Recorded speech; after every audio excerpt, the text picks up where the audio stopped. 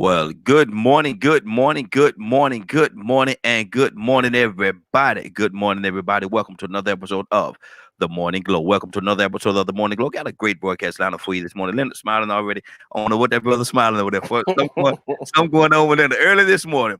But listen, we got a great topic we're going to talk about this morning, man. I want to start off by letting the brother say good morning to everybody. Captain Leonard, say good morning to everybody, brother. Good morning, Morning Glow. Good deal, good deal. Captain Kurt, what's going on with you, sir?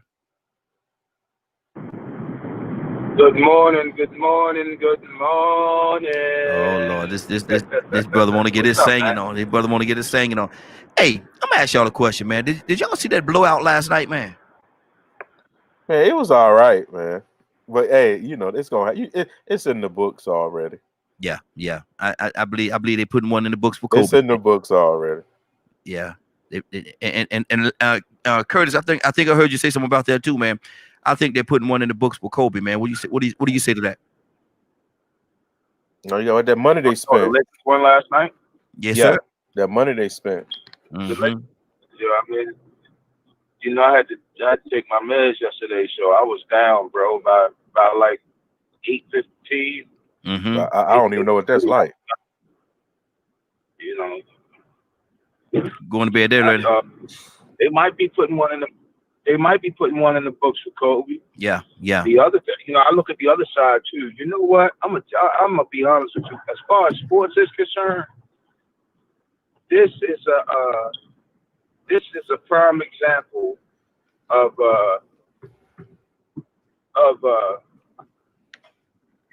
we finding out who really can play the game. But see, now it's not one of them things where you can prep, you can do. Nah, Mm-hmm. who is really putting in that work off season so that they always prepared? Mm-hmm. I've been paying attention, man, and you can tell, and throughout all sports, who been putting in that work during this whole COVID thing, who actually been putting in the work outside of showing up to the, showing up to practice and, practice as usual. You know what I mean? Yeah. So I don't know, man. I mean, I hope LeBron, I really hope that LeBron get another one, bro. I really do. You know what I Mm-hmm. mean? The way that certain media institutions have been treating this young man, who, Mm-hmm. by the way, don't have a college degree, and has been probably by far, if I was to say it, one of the smartest athletes I have ever witnessed Mm-hmm. on a business level. I have ever witnessed. People talk trash when he left Cleveland, but nobody talks about there was one interview he gave, and he looked the reporter right in the face and told the reporter, he said, "Look, man," he said, "the way that I play basketball," he said, "I do not want to be 30 years old. I do not want to turn 30 years old and can't play the way that I play without having a ring." Mm-hmm. Mhm. You know Mm-hmm. what I mean?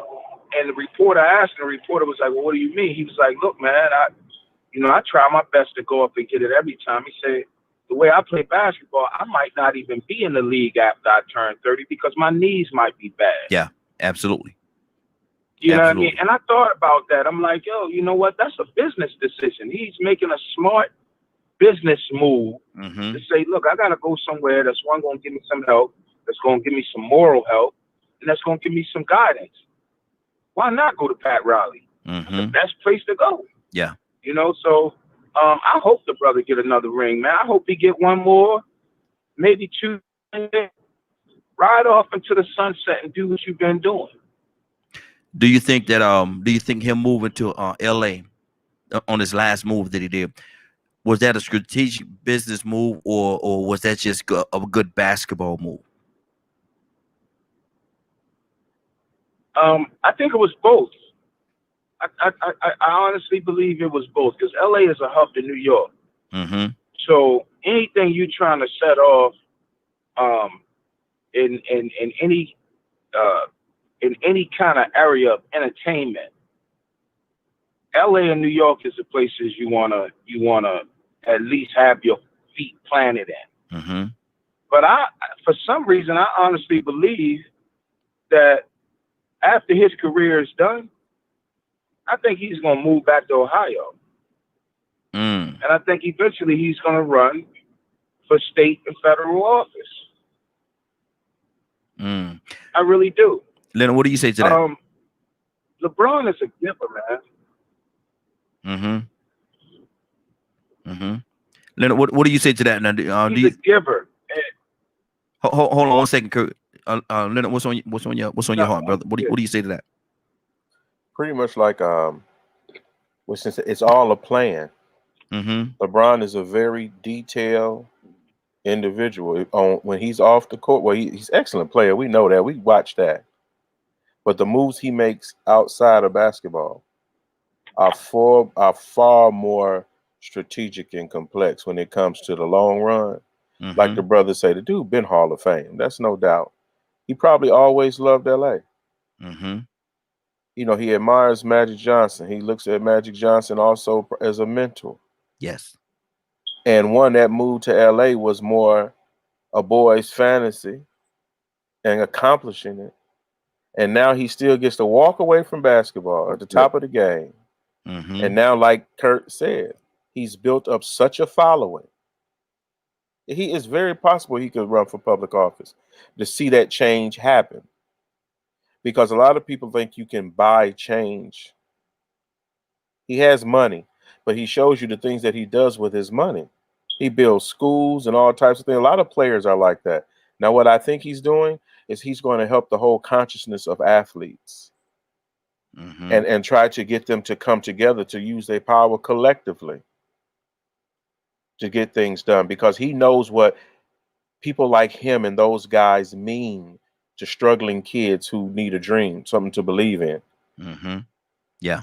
So I think he's just got the piece together. He's done great on the court, but he has a bigger desire to do great outside. Mm-hmm. That's And good. so like Kurt said, he's gonna be doing it better than anybody, and he seems very genuine. Mm-hmm. Very genuine guy. I've never seen him behave any way other than that. Never, always humble, always thankful. He never puts on these airs. Mm-hmm. He just goes, does his work, and keeps it moving. Has a good time. Family guy. You know, those types of things. You don't hear mess about LeBron. Mm-hmm. You know, so he has a great career. He have a great legacy, and he'll be a Hall of Famer. Now, some people like it and some people absolutely hate it. But Kurt, what do you say about that very unfair comparison that he always get, and he'll always get it. He'll never be able to walk away from it. Him to Jordan. Kurt, what do you say to that?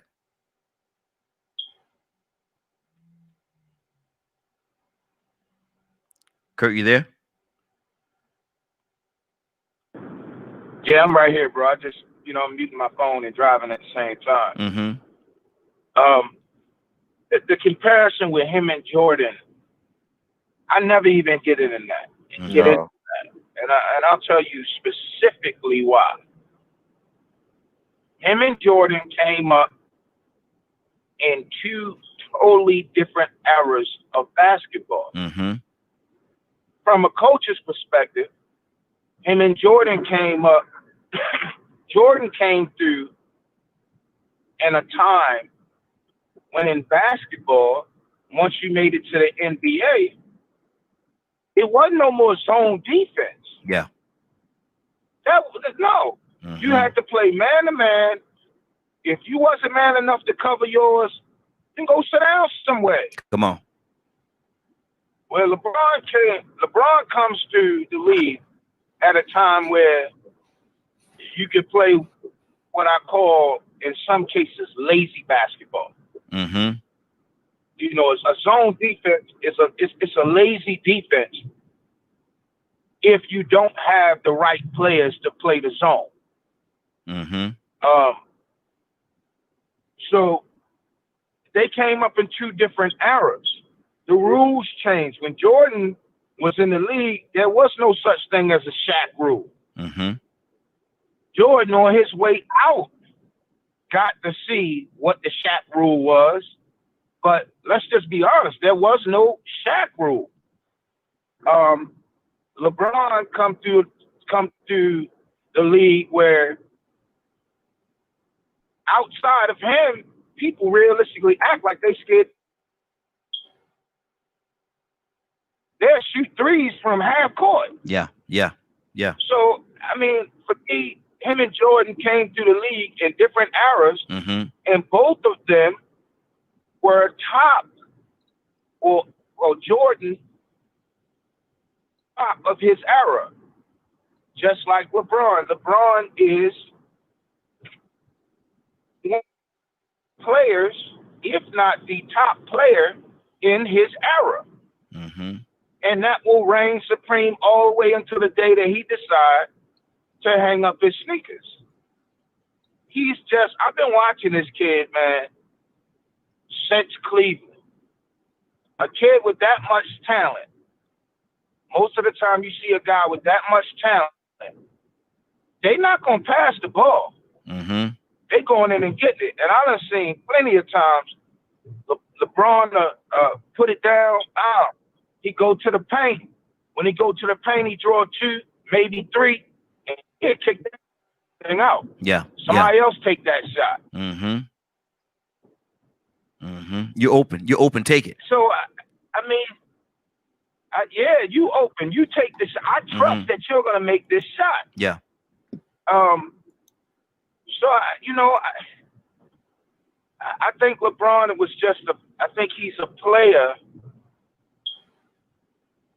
honestly, a player that is ahead of his, but is also gifted with the passing of time, if that makes sense. It does. Leonard, what do you see? And I say it, I asked the question this way for a reason. But what do you say about that unfair comparison between that a lot of people have, certainly in the sports world, Jordan and LeBron? What do you say to that? It's just talk. Ask Jordan what he thinks. Oh, he hated. And you know why? It's because, one, he see greatness in LeBron as well. He probably loves to watch LeBron play the game. Just like everybody else. Only people really comparing them is just comparing them for conversation's sake. They're just great players. The comparison is on the people watching. You understand what I'm saying? Those are the people who deal with the comparison. But more like what Kurt said, he ain't playing no more. So it don't really matter. It's LeBron's time now. Jordan has moved on. LeBron will be famous for something else next because he's that type of guy. So you think whatever he do, he's going to be successful? Oh man, you can see it. You can see it. He's never seen. Yeah, you can see it, man. This dude is a business guy. See that? And he's multi-talented, and he don't need trainers. If you notice, a lot of those guys in the league, somebody got to hold their hand. Yeah. Not LeBron. He's a man's man. You know what? Well, LeBron got a team though. He got a team around him. Go ahead, Kurt. He put a team together for business reasons. You're supposed to. For the team, but his team is all his homeboys from high school basketball. Yeah, exactly. That's one. Number two, let me tell you, the industry kind of got pissed off with LeBron. Because instead of LeBron going into Rosenstein and all of those guys, you know who LeBron picked to manage him? To be his agent? The young kid. Yeah, the young guy. It was Jay-Z. You know, Jay-Z is the one that really originally was LeBron's agent. Right, because they're at the top of their games. They was talking about LeBron was going to wind up in New York. Right. Because if you remember, Jay-Z had bought the Nets and moved the Nets to Brooklyn. And LeBron, Jay-Z had started the agency. Jay-Z was LeBron. I want to say he was LeBron's first agent. The industry kind of got pissed off at that. And that's why they went after him. They went after him. Like this, but that's too much black money. Right. Exactly. That's too much black money. And Jay-Z is considered a rookie in terms of being an agent. Mm-hmm. You know, same thing with Master P. Master P done got these boys some serious deals as far as basketball players when he was doing the agent thing. Mm-hmm. So Jay-Z did the same thing. So LeBron made some moves at the start of his career that let the world know, hey, look, I'm a ball player, but I'm a businessman all at the end of the day. Mm-hmm. And I don't need a Harvard degree. No disrespect to Harvard, because I have the utmost respect for that school. But I don't need a Harvard degree to explain to me what good or bad business is. Mm-hmm. And I gotta credit his mama. She made some bad decisions, but I gotta credit her. She put her work in terms of, okay, I have a son that is a superstar. I have a son that is going to be a superstar. What kind of people am I going to allow to be around my son? Mm-hmm. I think she did a phenomenal job. Absolutely. Absolutely. And also, it's the same thing like when you made the comparison. This is what the big picture is. It's not just about basketball. It's about younger people peeping the game, and they are determined to control their own destiny. They're not going to sit around here and come in the league, a lot of these guys, and then let somebody who don't know them, who don't live the way they live or come from where they come from no more, handle their business. Mm-hmm. Because one, this is the thing. Hey, young guy comes in the league, some older white person or white company comes on, takes over their career and eats their money up. Mm-hmm. Whereas you see the guys like Master P, what makes him so popular and how he's done what he's been able to do is because he remains independent. He makes deals where he's getting just as much as he deserves. So Mm-hmm. think about it. They went after LeBron politically because of his business moves. And they tried, because one thing they don't want to do is, wait a minute. These guys is going to run this money all the way through hip hop hands. You know, hip hop hands don't care nothing about the old playbook when it comes to that.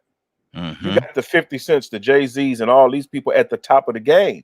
They got money to finance teams and everything. Now you finna see how racism really works. When the big guys are doing it.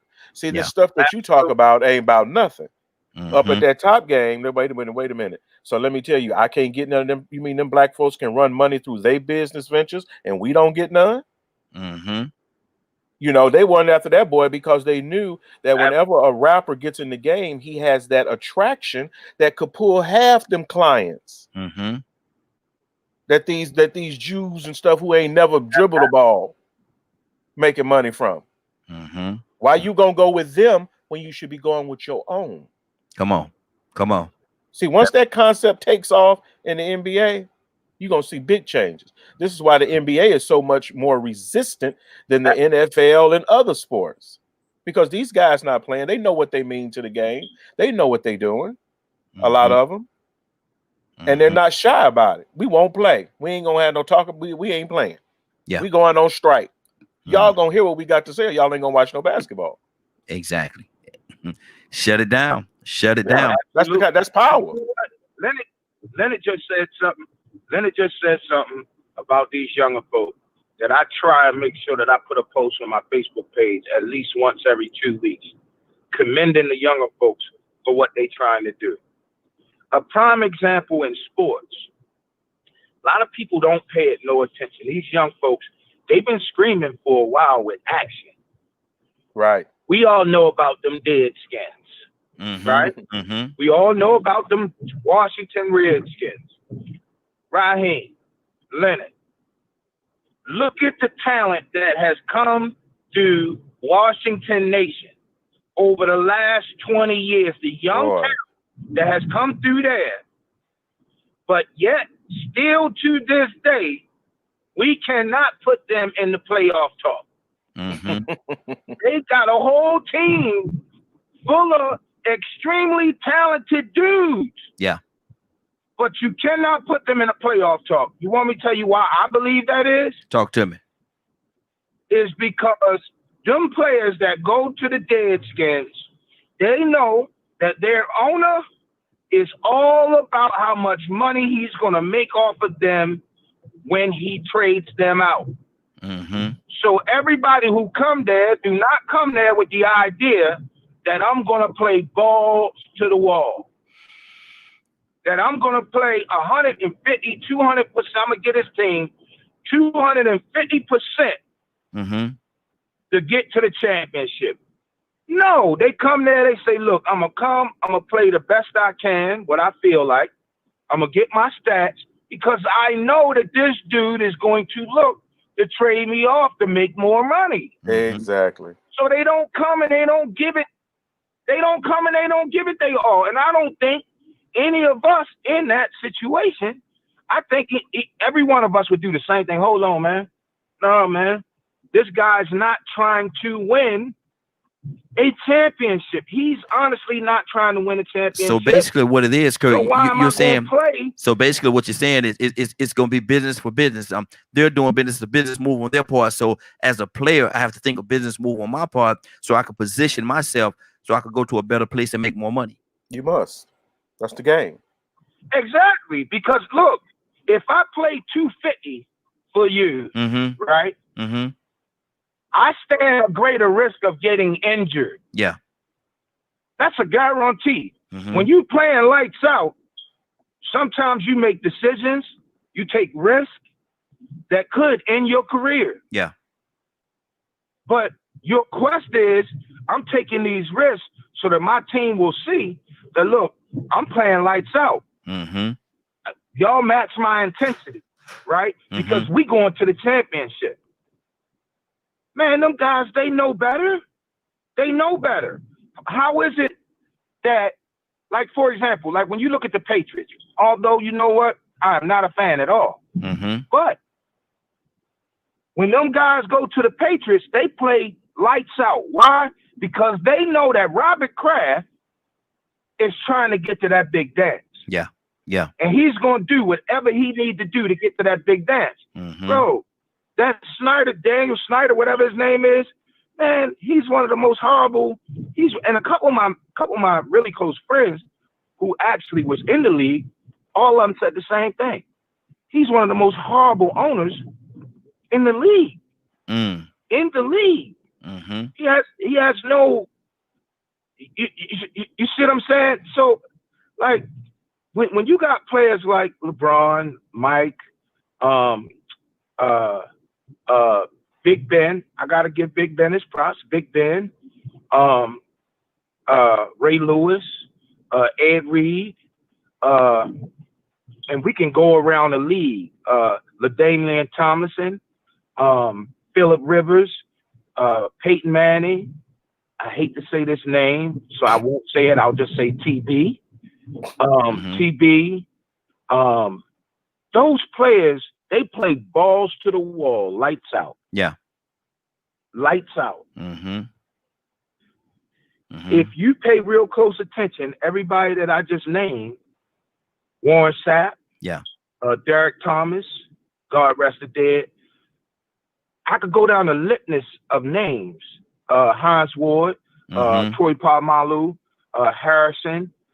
Those guys played lights out. And because they was playing lights out, the rest of the team that maybe wasn't giving it that 150% effort, they kicked it up a notch. Yeah. Had to.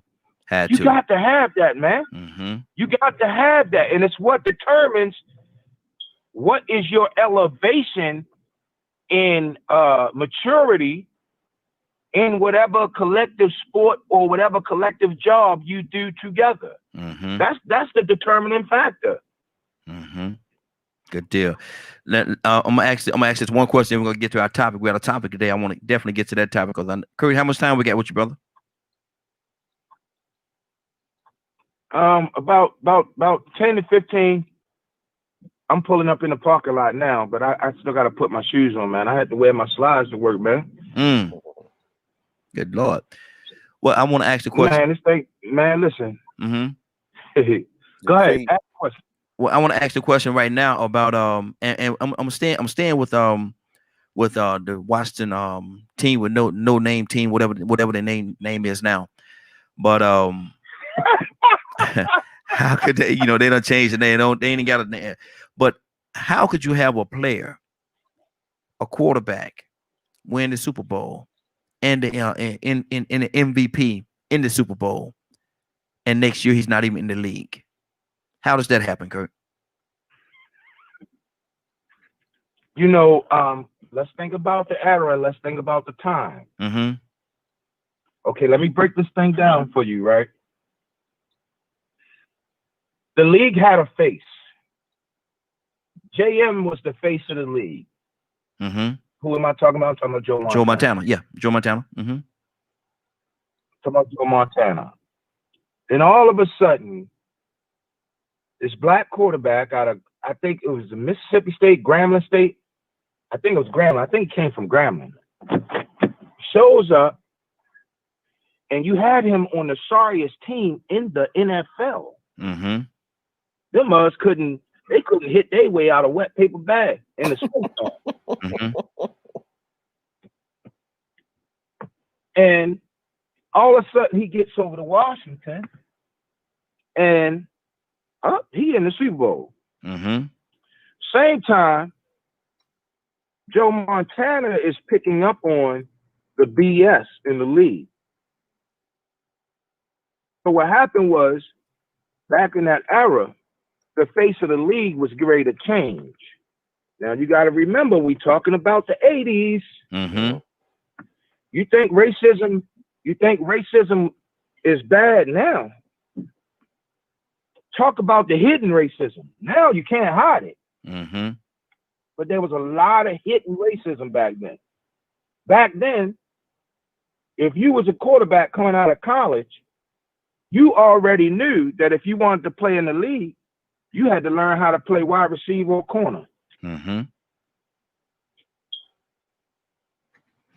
Why you think Charlie Ward? Charlie Ward never became a quarterback. That's right. Was one of the most prolific quarterbacks in the history of what was it? The Seminoles?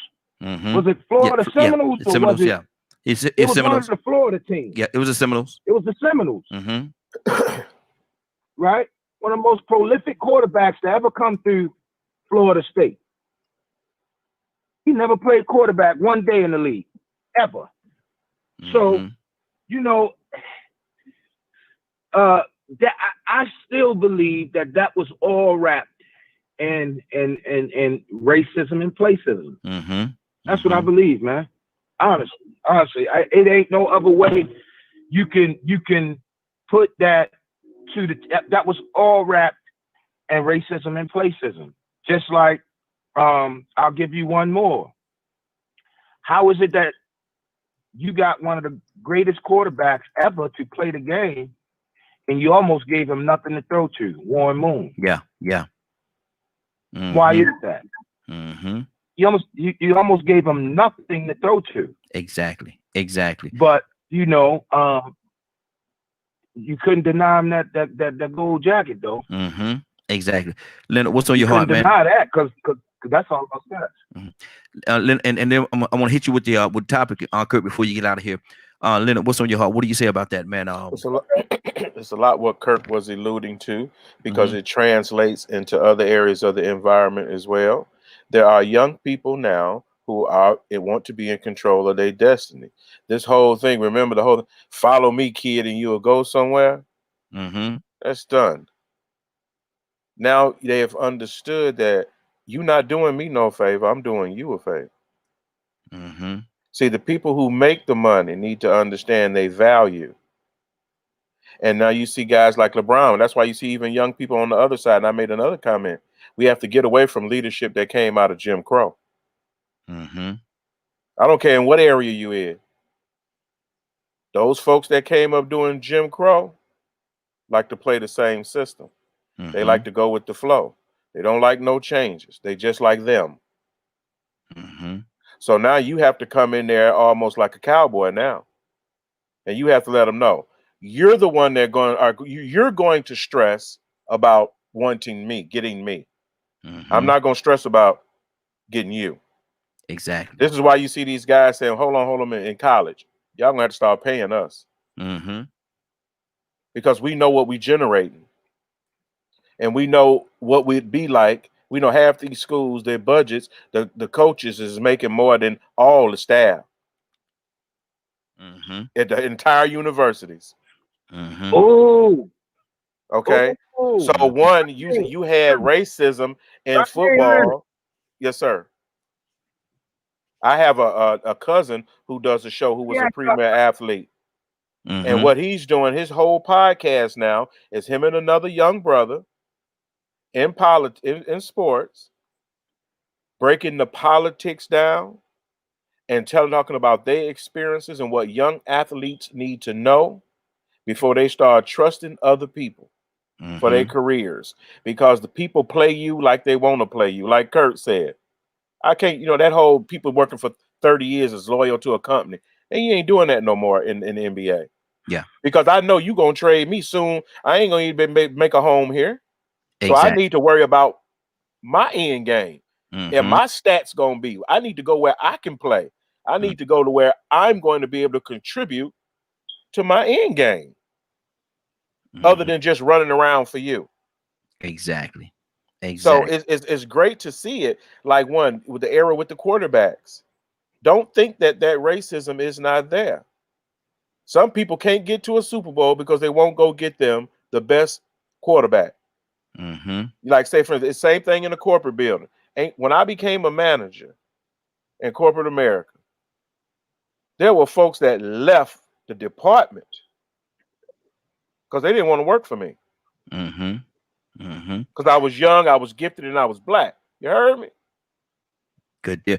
Let me see. Let me do this. I got a caller. Caller, what's your name? Where you calling from? Hey, Raheem. Hold on 1 second, Kurt. Let me address this caller, and I'll come right back to you. Caller, what's 228 area code? What's your name? Where you calling from? Yeah, just Tucson. Good morning. Good morning, sir. How you doing this morning? That's a different number, man. Oh, we do. I know it. Oh, that's the burner, man. Come on, man. Put that man business out there.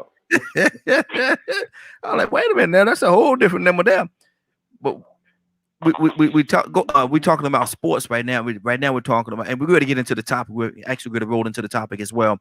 But what we're talking about now is sports and how a team could have a quarterback win a Super Bowl for you and the MVP of the league, of the Super Bowl, if you will, and not be in the league the next year.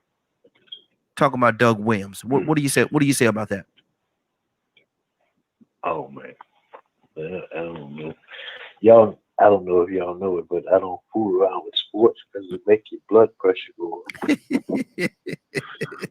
Well, we don't want that to happen, brother. We don't want that to happen. Let me go back to Kurt, and then after that we're gonna jump into the topic. What's on your heart, Kurt? Okay. Hey, Raheem, check this out, right? Leonard just said something about athletes in college getting paid. You dig? Why y'all think Steve Spurrier can't find a job at somebody's school? See, it used to be just black. It used to be a racial thing. Now it's a discrimination against ideology. If your ideology hurt their pocket, they're gonna blackball you and put you out. Why do you think one of the greatest coaches in the history of college football cannot find a job or does not have a job standing on the sideline in college football? Go all the way back to South Carolina. When South Carolina gave Spurrier, I think it was $7.5 million plus bonus, right? Spurrier came on national TV and said he felt like athletes in college should be paid. He said, even if they have to take half of my salary to pay my players, I would appreciate that. Yeah. It's gonna hurt me if they take half of my salary and pay my players. A year later, he was no longer the coach of the South Carolina Gamecocks. Absolutely. I'll give you another prime example. You know how we was talking about that ownership trading folks off? We see it as clear as today. It is no longer a race. It's no longer a race thing. It's an ideology. It's ideological discrimination. Look at Nick Foles, bro. Nick Foles was signed to an $88 million contract after winning the Super Bowl with the Philadelphia Eagles. Remember? Yes. Philadelphia traded him off. He was paid $88 million. The very next year, Nick Foles was traded to the Bears. He was sold off to the Bears. Now, if you paid $88 million and you sold him off, are you telling me that you sold him off for $88 million? You really want me to believe that? No. You had to sell him off for at least $160 million. Exactly. At least $160 million. So now you sold him off. You made more money than what you contracted him to get. You sold him off to the Bears, and the Bears set him on the bench. I'm telling y'all, man, it's an ideological discrimination going on in professional sports. Let's get to the topic now. Let's get to the topic. The black thing is just the icing on the cake. Let's jump into this topic for a second, and we're gonna stay here for a minute. And a lot of people think or have an idea that once you become saved, you're a doormat. They think that once you become saved, you can they can do what they want to do to you, against you, talk about you in a kind of way, lie, cheat, steal, do all these different things.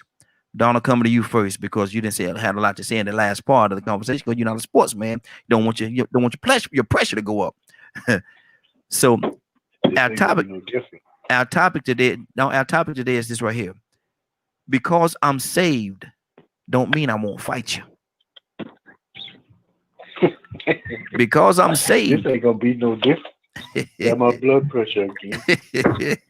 There's my blood pressure again. But because I'm saved, Donald, does that mean because I'm saved? Does that mean I won't fight you? You stepped to me the wrong way, do the wrong thing to me. Because I'm saved, that mean I won't fight you. Talk to me, Donald. Win, lose, or draw. It's just like that. I'm trying to tell you. I'm talking about. I said something the other day. I said again. The bad thing to do, the worst thing to do, is on a carnal side or on a spiritual side, is get whooped in the name of Jesus. You make a person that has been suppressing their flesh for so long, trying to do the right thing, trying to live right, you study, you go into ministry, you I don't care if you're the usher, the choir member, the deacon, the preacher, and they have been suppressing themselves for a long, and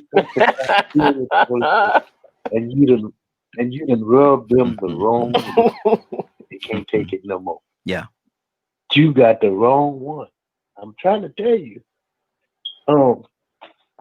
Let me just start. We are followers of Christ, right? Okay. You ever seen him mad? Christ, yeah. Yeah. How that worked out for them? Not very good. They underestimated him. And what in the world wrong with Jesus? He didn't went slap off. I'm the same way. I'm pretty sure there's a lot of people the same way. Because we try to live peaceable with all men. That's what Scripture says. Yes. If it were possible. You notice it says, if it were possible. Some people I can't get along with.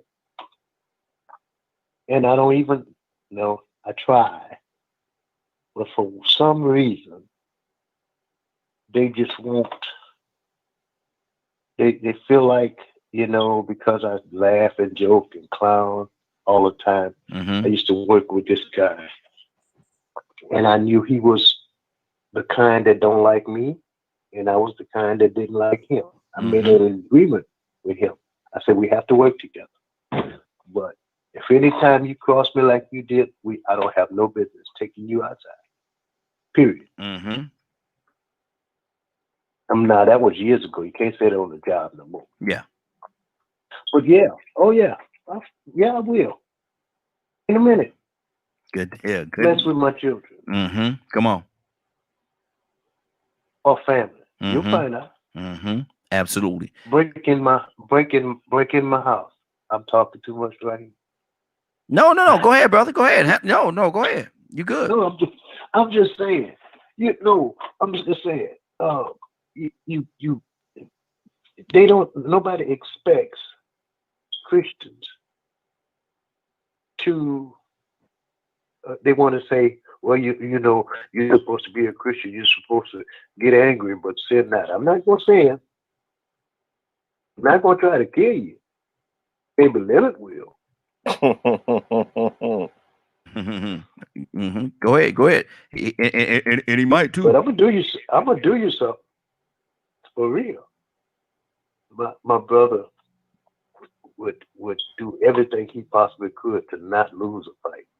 Mm-hmm. And sometimes the worst thing you do is catch him losing. That ain't gonna be good for you. Mm-hmm. Because if he can put his hand on something, he's gonna use that on you. Mm-hmm. For real. So anyway, yes, I will. Exactly. Kurt, what do I'm you say? sorry. No. I'll repent later. Yeah, absolutely. Kurt, what's on your heart? Just because I'm saved don't mean I won't fight you. Just because I'm saved don't mean I won't fight you. Kurt, what do you say to that?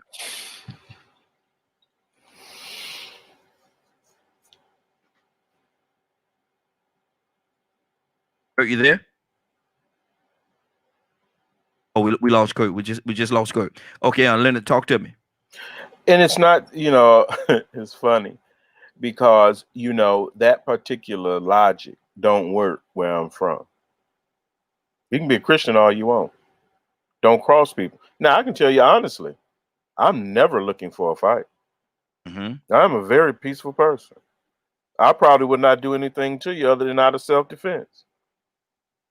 But do understand, don't write no check your behind can't cash. Come on. That false sense of security is what's going to get you hemmed up. Mm-hmm. You can't. You have to understand. You still people. There is nothing that's going to dictate to me. And some people would say, and I tell people all the time before they get to it, I ain't the best Christian in the world. Mm-hmm. I'm just not.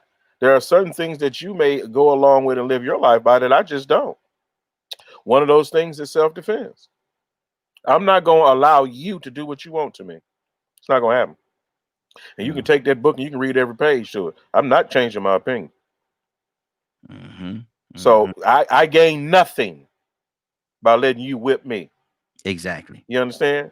Mm-hmm. I know what the scripture says. I'll challenge anybody on their scripture, but I ain't Jesus. Mm-hmm. I'm just following him. You understand? Mm-hmm. Exactly. I practice nonviolence, but the reason why I have not participated in a lot of things that have been going on lately, because I can't let you be in my face like this, and I don't enjoy that at all. Mm. I am an activist. I don't enjoy protesting. I protest because it's necessary. Come on. I'm not trying to get in nobody's book, a picture, or nothing. I wish I didn't have to cut up like that. Mm-hmm. But see, I'm gonna have to fight you because you fighting me. Mm-hmm. There'll never be a lay down. People, I don't argue with my wife and things like that. It's not because I'm such a nice guy. It's because one, I'm gonna handle that like everything else. I'm not trying to take no L. Mm-hmm. So your feelings gonna be hurt. Because trust me, if you start a fight, there's nothing like starting a fight and expecting someone to show you some courtesy in the fight. That's not a fight. It really ain't. And as black people, this is what has happened to us. Mm-hmm. They doing all the fighting and we doing all the taking it. Mm-hmm. For whatever reason, some people feel powerless to do things or don't know what to do. There are people who have told you what you need to do. With this election coming up, guess how you win? Mm-hmm. Well, you can go down there, you can be mad, and you can talk about the white man. That has nothing to do with how you win this fight. Mm-hmm. The strategy is to vote. That's how you win. That's the strategy. Mm-hmm. We just talked about basketball. It's a power struggle. It's a power struggle. And those people that come against you are exerting power against you. Fight the power is just that. Mm-hmm. It's just that. Just cause somebody in charge and they come to you, don't give them the right to treat you less than a child of God. You understand? Exactly. Come on. You have to. That's how you know what a Christian is worth. They value. Mm-hmm. What would you let somebody do? Mm-hmm. How Christian is it to go along with the wrong thing? How Christian is that? Not too much at all, really. How Christian is it to sit down and allow sin to prevail? Mm-hmm. How is that Christian? Tucson, talk to me. Explain that to me. If a man don't stand for something, he'll fall for anything. Anything. How about that? Mm-hmm. Say it. I'd rather deal with a joker that's crazy. You know, that don't make no sense at all. How in the world you know it's wrong? Yeah. You see it's wrong, and you gonna that's just the way it is. You value for a piece of change. Yeah. That's just the way it is. Well, I might as well go along to get along. Yeah. That's what I call stupid. I'm sorry. Say it. I might be talking to somebody that's listening. But you see clearly. Let's talk about what we're talking about now. For 3.5 years, we've been seeing foolishness. But it helped me. How does that? Hold up, my phone acting. I was trying to get Rico in here. He was trying to call in. Rico, you there? Yeah, I'm in. Okay. Had to call you in, bro. I saw you were trying to call. Yeah. Okay. I didn't know it came through because it did that little message again. Yeah, man. It's acting up. I don't know what's going on with this phone line. I'm at to work on it. But we're asking a question, and Donald somehow got cut off when you got cut in. So we'll figure it out. But we're asking a question, man. Just because I'm saved, don't mean I won't fight you. What do you say to that? I think that's a very true statement. It's just like saying just because I'm kind, just because I look, just because I've been knowing y'all my life, don't take me for granted. And I believe flawed logic from the general population is what causes the mindset, of people to think that just because you're saved, you're a pushover. Yeah. But they got to understand that everybody's still a work in progress. You're just trying to do the right thing to find your way to righteousness, to find your path to heaven, find God. So if the general population wants to manipulate that or abuse that position because they assume that we have a situation where people always have to learn the hard way. And then I'm like Donald. Well, like Donald, you have people out there that's so kind. I've seen them. They're so kind. And people will push them and push them and push them until they finally realize they weren't the right one to mess with. So a lot of us out here, we will pick up anything. We don't like to lose. Yeah. Don't like to suffer, no matter how kind we are. And take me, for example, I tend to go off the deep end because I'm so kind, because I don't bother anybody. And that logic, that pent up emotion, anger, and from being disrespected just because people assume you're a preacher's kid, or because you go to church, because you dress a certain way and don't participate in a bunch of foolishness, that you ain't about it. Yeah. You ain't street, you ain't hood. I've seen a lot of people take some losses like that, trying to judge a book by its cover and assuming just because somebody's doing right that they won't do no wrong. Exactly. Let me ask you this question. I want to throw this out there as well. Now, a person say, and a person could very well say this right here. You're saved. You're not supposed to lose control like that. You're supposed to have control because when you become saved, you're not representing yourself. You're representing Christ. And so you're supposed to carry yourself and conduct yourself accordingly, and not supposed to go off that deep end where you're gonna fight and pick up anything and use anything. I'm gonna go back to Donna, because Donna, we kind of got cut off in the middle of what he was saying. But Donna, what do you say to that, to a person to say, when you can't lose control like that? What do you say to that person, Donna? The worst thing to do in a fight is lose control. you're gonna lose.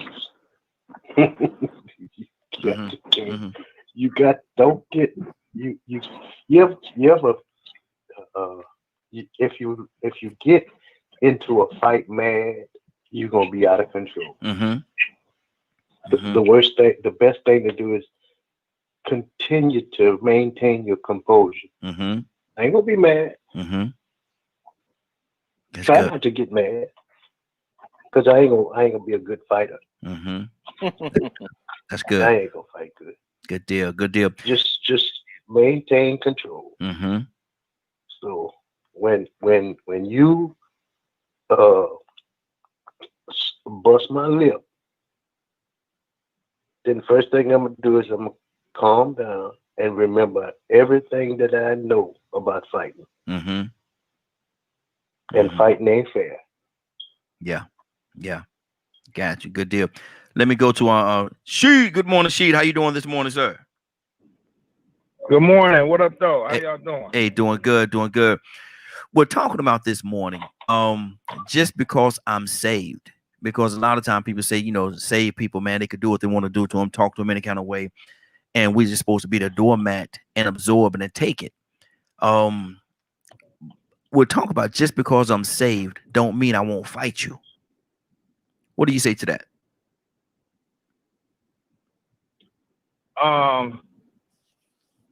Physical fist fight? Yes. Either or. I won't fight you. I won't. Because I'm saved. Because I'm a born again believer. Because I'm no longer that old man. See, the old man in my fleshly ways, I used to follow every impulse of my flesh. And whatever my flesh wanted to do, I was a slave to that. And so I used to do it because I was bound. But now my flesh wants to do things, and I have grace. I have the strength to resist it, and I choose to resist it because I want to represent God. It's not to say that I won't be tempted, but my goal, man, listen, I used to fight all the time. You talking about a cat that's what I used to do. That was my biggest issue. That was my stronghold, if you will. But when I gave my life to the Lord, he made me a brand new creature. Old things are passed away. All things are become new. I have not had a fight in 26 years? It hasn't happened. I don't have those issues. And I'm going to tell you, when I've come close, it's because I wasn't being Christ-like. It's because I wasn't being a peacemaker. Because I wasn't humbling myself. Because I allowed myself to go there instead of walking away or apologizing, humbling myself and being a peacemaker like Christ expects of us. And you know what? I do believe that the strong bear the infirmities of the weak. You got to make up in your mind if you're going to be the strong. If you feel like I ain't taking all that and you ain't going to do this to me, well, maybe you're not the strong, because the strong are the ones who are going to follow after peace. If you're fighting, to me, that's the opposite of having peace. That means you got some work to do. I'm not saying that you're not a Christian, and I'm not saying that I'm not. I'm not trying to say that it will never happen. But I guarantee you, if you hear about Rashid being in a fight, man, Rashid was wrong. You're going to also hear about what Rashid did that Rashid should not have done. You're going to hear about some uncharacteristic activity that came from Rashid because Rashid was off focus. Rashid was wrong. So listen, I'm not saying it can't happen, but I'm saying as the man of God, man, as a representative of Christ, I'm striving for it not to happen. The fighting that I'm doing is in the spirit. The fighting that I'm doing is against principalities. I'm fighting the devil, and I'm fighting the works of unrighteousness and all of that, man. I'm fighting my flesh. That's how I've been transformed. And that's my prayer is that I'll go for the rest of my life without having a fight. And if someone tries to harm my family or something and I got to defend them, okay, well, that's a different story. If I'm fighting because somebody has attacked my family and I'm fighting somebody off of my loved ones, okay, that's an extreme and a different issue. but I'm talking about everyday living. You know how we be getting into these little petty, little frivolous arguments in the name of being a Christian. Man, forget all of that. I ain't got time to be arguing with you. And if I feel like you're irate, then I need to gauge that. I need to have the necessary discernment to figure out where you are, and then figure out where I need to be in terms of being a peacemaker. But I should always strive after peace. Good deal, good deal. Leonard, what's on your heart, brother? Just because I'm saved don't mean I won't fight you. There's a thing I used to do when I was a kid. I was very young. And my mother told me, when things are not going, you have to tell an adult. You tell a person to stop. Tell an adult that you've let that person know to stop. That third time, don't even think about it. Because, and like Rasheed said, I've never started a fight that I can think of in my life. I won't start a fight because I can't be justified if I start it. However, I have matured a lot. So I don't let the same things bother me that used to bother me before. Now I keep people that like that far enough away from me to not get in those situations. But then when you run up and you start acting brand new, I'm going to check you. Yeah. To let you know what's coming. I don't know what you used to doing or what have you, but I'm just trying to let you understand. I don't do A, B, C, D. I don't do that. We can talk like men or what have you. However, what we're not going to struggle with is you being disrespectful and being an idiot.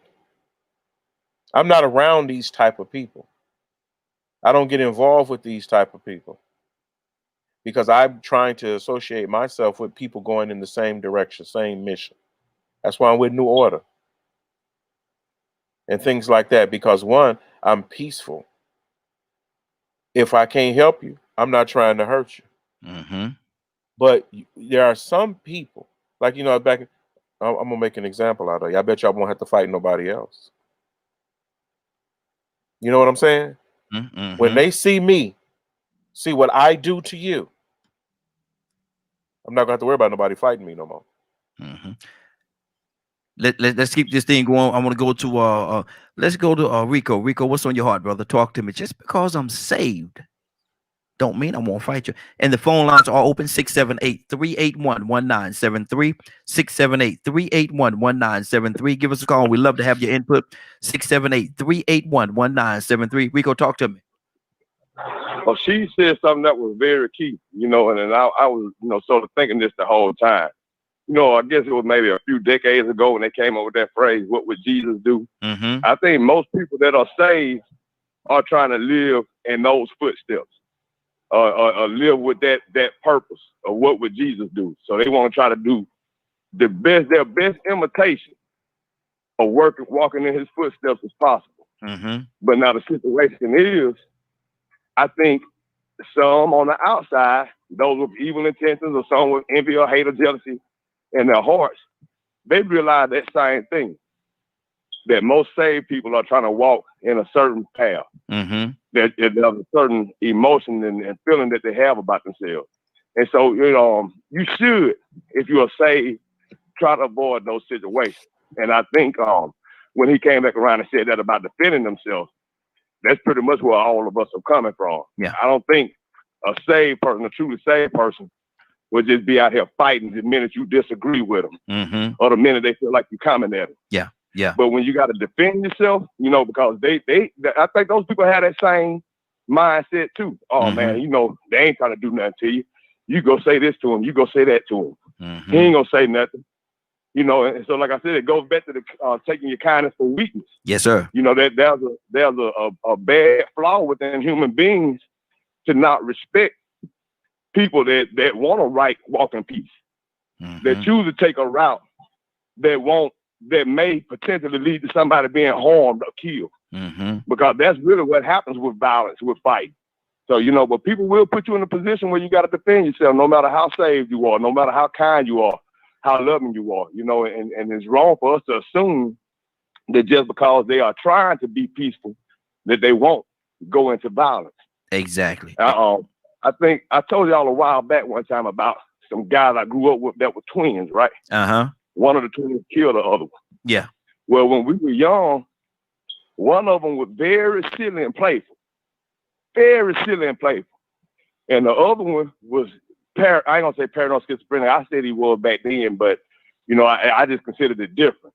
But he was very serious. He could play, but he couldn't take a joke like the other twin. So as we got older, whenever you got into it, whenever this one guy got into it with the one that went crazy, he went and started hanging with the cool, thinking that was going to sort of delay or lessen the evil. I ain't gonna say evil, but the animosity that the twin had against him. And that twin came to me and told me, tell your buddy to quit hanging with my brother. I am not my brother. Yeah. So some of these people that's trying to be saved, they're not Jesus. Jesus is the only one you figure that would turn the other cheek and sit up on that cross and not come down. Somebody else might say they might want to try to come down if they got the opportunity. Good deal. We got another caller. Caller, what's your name? Where you calling from? I like that, man. I like what Rico just said. I'm sorry to interrupt. Yeah. But hey, Rico, I'm gonna write that one down. Go ahead, man. Cause I can like that. What he said is huge. That's the difference. I'd have come off that cross. I wouldn't have been up there. You understand? So, man, I like when he said that. That's awesome. Good deal. You would have come off that cross. Who would have came off? I know I would have. I wouldn't have been up there. I don't know, Lynn. I see different sides of you, brother. Hold on for a second, though. Let me go to this caller. 318 area code. What's your name? Where you calling from?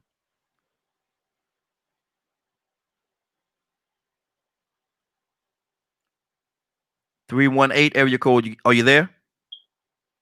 That's Louisiana. That may be Chris. Hey, Raheem. Hey, Morning Glow. I just stopped in to say good morning. Good morning, young lady. How you doing this morning? Where you been? Good morning, Christy. Oh, I'm struggling this morning, Raheem. One of the mornings. I understand. I need to hear your heart on this. I need to hear your heart on this right here, though. Just because I'm saved don't mean I won't fight you. What do you say to that, Chris? Oh, that's definitely true. I'm one of them ones who believe that wholeheartedly. Don't let me being saved fool you. I will get with you in the spirit. I will get you, and especially if you don't tap into on my intelligence. You know, a lot of times we Christians feel like they have to cower and go into a corner because they're saved. You have to remember Jesus got mad and turned over tables, turned over pews.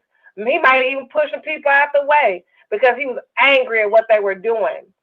Nowhere in the Bible would tell you that you don't have to defend yourself or protect yourself.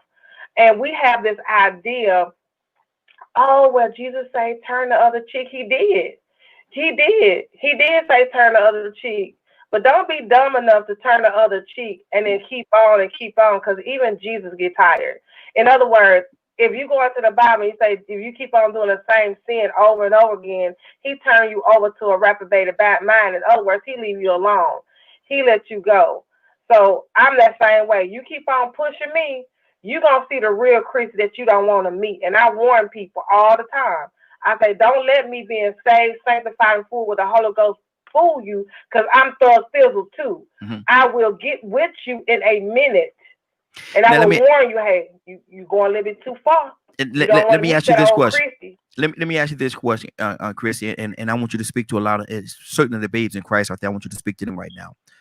Now, you say that you will, and a lot of people have said that, you know, just because I'm saved don't mean I won't fight you. A lot of people have said, yes, I will fight you, but at the same time, we say that we're saved, sanctified, and filled with the Holy Ghost. Now, are we still saved, sanctified, and filled with the Holy Ghost during that time that we let our anger take over us and we lose all control to the point where we're gonna fight somebody? Are we still? Yeah, you still saved. I'm gonna tell you something. Every time you fight, that don't mean you have to be violently fighting. I can fight in the spirit because we wrestle against flesh and blood. I can fight. Okay.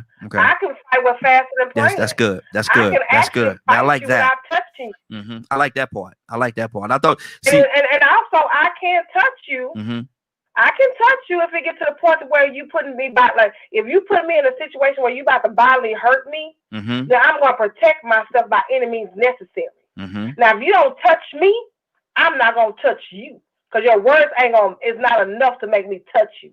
But your words will be enough for me to pray for you, for me to lift you up and ask God to, and I'm telling you, at the same time I'm praying, I'm asking God to control me, because I know what my flesh want to do.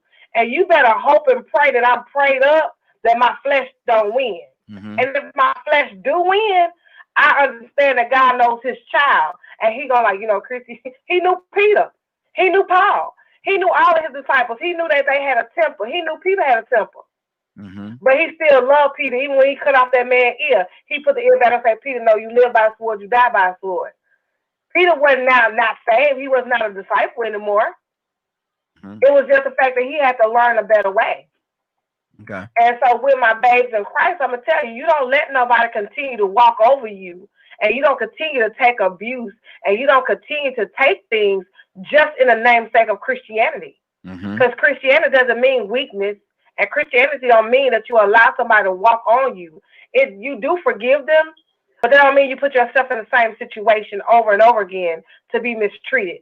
In other words, if you know somebody is lying to you, stealing your money or whatever, that don't mean you still have to you pray for them and move on. The Bible says you dust it off your feet and keep it moving. You ain't got to keep dealing with people that don't want to hear you or love you or care about you. Isn't that better to, instead of actually fight or physically, I'm talking physically fighting, instead of actually physically fighting them, just get away from them? Is that better? It depends on if you can, Raheem. Some situations you might not can get away from. Yeah. I mean, I can say right now, let's say I go to the store and somebody robbing the store, or something like that, and someone put a gun to my face or whatever, I'm gonna have to do whatever I got to do to get out. And it may not be physical. It may be other time I'm walking down the street and somebody grab me. I'm gonna beat them up. I'm gonna protect myself. I'm gonna protect my kids. I'm gonna protect myself. I'm gonna protect my family. And that's why I say, if you don't touch me, then I'm not gonna touch you. Good deal. I learned a long time ago. I'm gonna pray for you. I'm gonna lift you up. But again, if you touch me, or you get close enough in my space that I feel like you finna touch me, then I'm gonna do what I gotta do. That's good. That's good. She, what's on your heart, brother? Talk to me. Rico, coming to you next. She, you there? We may have lost She. Rico, what's on your heart, brother? Talk to me. Yeah, I believe most people have to realize that self-preservation is still always going to be the first rule of life, especially with a person living in the flesh. Now, like I said, with those that's being saved, they are a work in progress. They trying to find that peace. They want that peace. They, and that's what they strive for.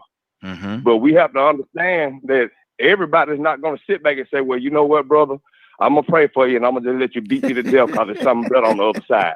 Yes, sir. Yes, sir. It ain't going to happen. 9 times out of 10. 9 times out of 10, it ain't going to happen like that, brother. It ain't going down like that. It ain't going to happen like that. Just, but see, they assume that because if they watch the story of the Bible or whatever, watch movies or whatever, the Passion of Christ and all these different movies, you see Jesus just getting tortured and tortured and taking it. And that perception has gone on through generations. That if you're a Christian, especially with black people, and I'm gonna be honest with you, this might be a little left field, but it sort of makes me think of the mentality that cops tell people when they need to just comply. Just comply, whether you know what I'm saying, we are wrong or right, just comply. Sometimes you just can't comply with somebody just doing you wrong. Yeah. Sometimes you got to save yourself. Exactly. Even though they have the authority. Even though, and like Christian said a second ago, sometimes you can try to walk away from it, and them people will run up behind you to make sure you can't walk from it. If you run from it, then they'll get a couple of friends, and they'll make sure they run twice as fast, so they can outnumber you, and then circle you so you can't get away. So, you're gonna need to do some praying then and hope for a miracle. If you don't want to put them hands up and you want to stay peaceful, you're going to have to pray for a miracle. Other than that, you need something. You need a weapon, or you need some very good fighting skills. Exactly. One of the two. Yes, ma'am. Can I say something real fast? Absolutely. Go ahead.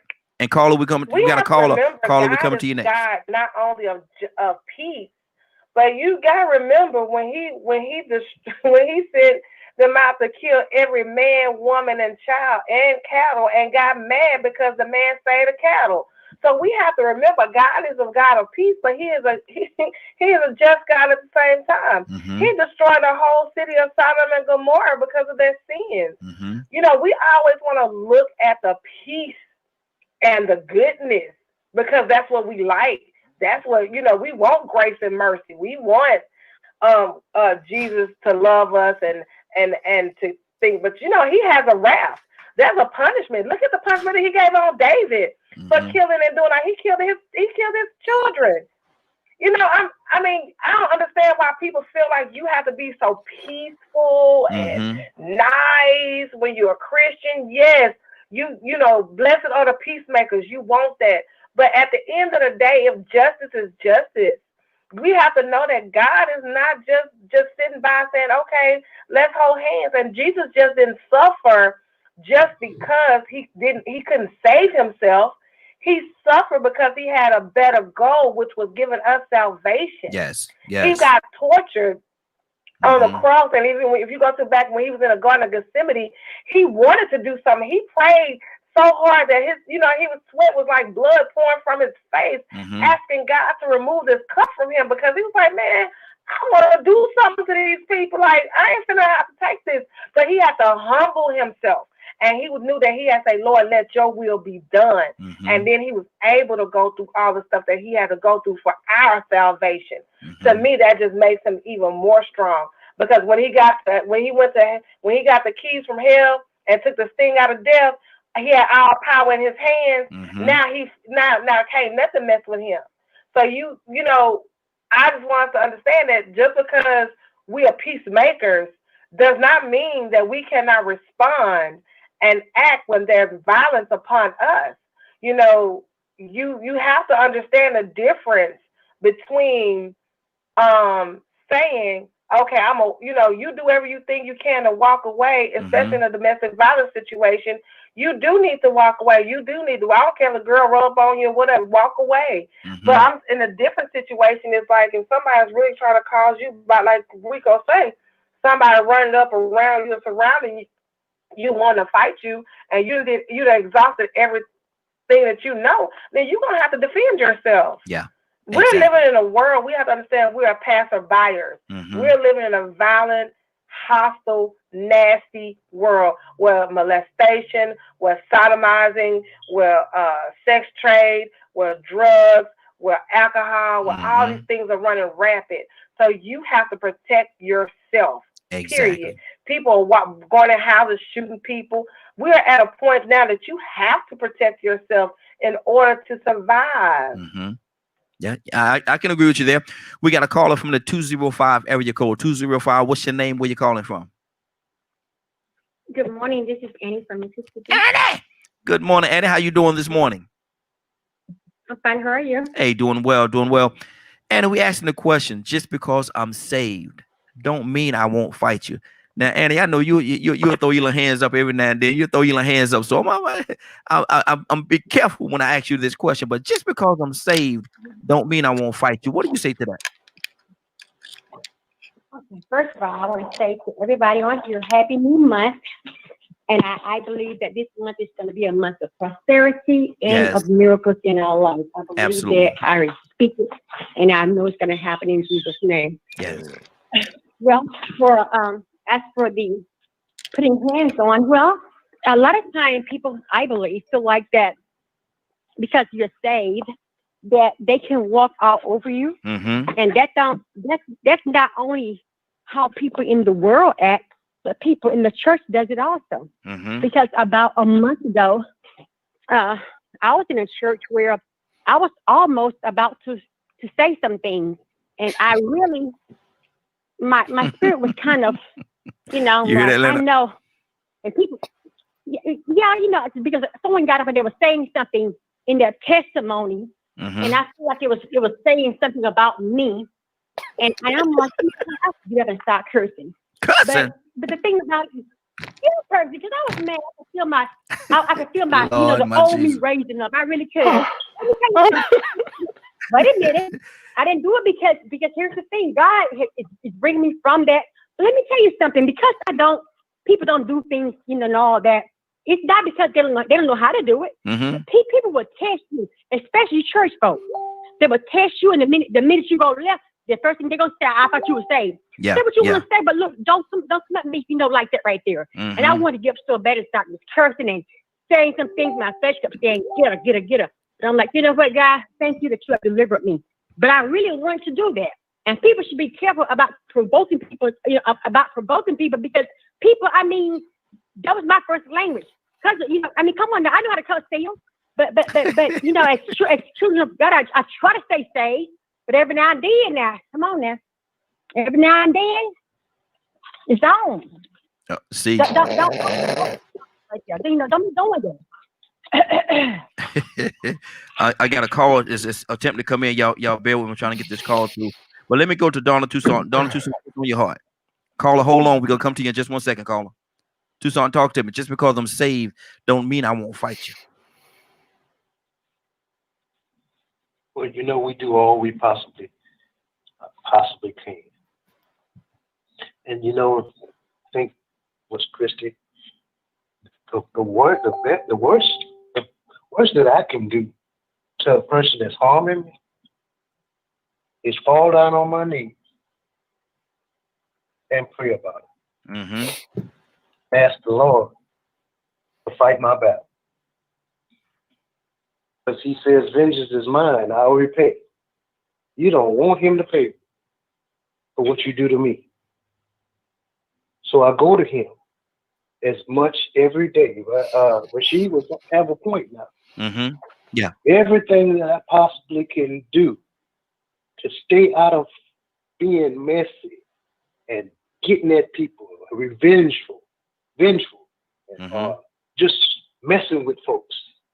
That's not my role. Yeah. I'm not going to do it. Mm-hmm. I'm going to avoid a fight every way, every possible way that I can. Every day, it's a fight to not fight. Mm-hmm. You see the violence and the bigotry and hatred and envy and strife and malice that goes on in the world. You want to do something. I see people, they want to say, they call you certain things. And in my mind, I say, I wish you would. Mm-hmm. But in my prayer life, I counteract that by trying to keep my body under submission. Yeah. Because sure enough, I wish somebody would, And I got, everybody, one of us probably got a weapon. Yeah. Or a few of them. I try to keep, a few of them. Mm-hmm. But I try to, as much as I possibly can, don't put the clip in and pull the trigger. Don't do it. Ain't no turning back from that. Once you do it, ain't no turning back from that one. No, it's no turning. Mm-hmm. No, because worst thing you can do is have a weapon pointed and don't use it. Yeah. I was taught that lesson. That's a bad thing. My uncle taught me that lesson as a little boy. Yeah. Yeah. You better not. Mm-hmm. If you got it, if you pull it out, better use it. Be ready to use it. Better use it. Yep. Because already you done set the stage. Mm-hmm. But we live in a society that every day I think about, and this is as serious as I can possibly be. I think about what I see in society every day. Mm-hmm. And I say, Lord, help me to stay out of different situations where I'm walking in the store, minding my own business. Yeah. And just because somebody feels like it, they're going to say, go back to your country, or you this, or you that, or you that, or this. And it's more now, they feel like they're brave enough to be able to say it, because not only are you of a certain ethnicity, but you're also a Christian. Exactly. Let me go. I remember somebody called me at work. Mm-hmm. Said, you ain't nothing but I said, you got one more time Mm-hmm. to say that to me. Just one. Mm-hmm. Because I ain't nobody's, how you used to my I ain't nobody's Yeah. we use that as a slang. Mm-hmm. But people have got comfortable with that other people feel like they can say the same thing. No Mm-hmm. sir. Yeah. That's Exactly. off limits. Absolutely. Absolutely. We got a caller from the 803 area code. 803, what's your name? Where you calling from? Good morning. This is Sherelle. Hey, Sherelle, how you doing? I'm well. Good morning. Good morning. Good morning. Sherelle, we're making a comment today, and I want to hear everybody's heart on it. Just because I'm saved don't mean I won't fight you. Because a lot of time people think that when you become saved and you now you're the placemat. They could wipe their feet on you, say what they want to say to you, treat you in the way they want to treat you because you saved, and them saved folks ain't gonna do nothing. What we saying today, just because I'm saved don't mean I won't fight you. Sherelle, what do you say to that? That's true. Mm-hmm. People are only going to do what you allow them to do. Mm-hmm. So if they're doing it, you're allowing them to do it. So, but that's definitely true. Just because you're saved doesn't mean you won't get slapped. I mean, say that again, Sherelle. Wow, wow. Oh Lord, we got Christy and Sherelle together. Ain't no telling what we're gonna get. Oh my Lord, ain't no telling what we're gonna get this morning. Go ahead, sis. That's just. I mean, that's true. Mm-hmm. I tell people all the time. I used to go to church faithfully. Mm-hmm. And I used to tell people all the time. I'm not where I used to be, but I'm within arm's reach of who I used to be. Mm-hmm. You know what I'm saying? So I always let people know, that it's still in me. Mm-hmm. It never left. It's Yeah. never going to go away Mm-hmm. because if I need to slap you, you're definitely going to get slapped, or you're definitely going to get hit, or if the situation permits. Mm-hmm. Christianity and my religion or whatever I do has nothing to do with you getting slapped. Mm-hmm. If you have to get slapped. So but to each his own. Is that the same? Is that the same as laying? Oh, yes. Is that the same as laying holy hands on you? Just gonna lay holy hands on them? If I gotta lay hands, whether it's anointing oil or whether it's these Yes. hands, it's gonna get laid. So it doesn't matter if I'm a Christian or not. Mm-hmm. If the situation permits for me to hit you, you're definitely gonna get hit, or I'm gonna protect myself. I think that's anybody. Yeah. Yeah, but definitely, I'm within arm's reach of who I used to be. Mm-hmm. So it take your pick. It could be your best friend, or it could be your worst enemy. Yeah. Either way it goes. Mm-hmm. So now, Leonard, what do you say to that, Leonard? She said, "I'm still in arm's reach of what who I used to be." So you pick where we go from here. What do you say to that? Man, let me tell you, when I hear y'all talking, Mm-hmm. and y'all say before y'all was saved and who I used to be and blah blah blah, Mm-hmm. I find that so funny. It's so it's not a mean funny. It's just I laugh because I'm like, well, what was I supposed to change into? Mm-hmm. I mean, really, I've been saved all my life. if I tell people I never left, Mm-hmm. I've been saved all my life. It's just I control myself a lot better. Mm-hmm. But I've been saved all my life. Mm-hmm. But ain't nothing changed about me as regards to protecting myself. I don't take no crap, man. Mm-hmm. And sometimes it may not work out the best sometimes, but usually I'm satisfied with being right. Mm-hmm. So if I'm on you, it's because you're wrong. Mm-hmm. It's not because I'm just exercising, I ain't got nothing else to do or what have. I don't even want to be bothered with you if you're messy in the first place. Yeah, exactly. Because I know me, I don't like talking to fools. Mm-hmm. Because I'm gonna tell you one thing I don't do anymore. I haven't done. If me and you sitting there at a table or whatever, or we having a conversation and you say something out the way, I'm not gonna just dive on you. Mm-hmm. Now I may ask you to be quiet.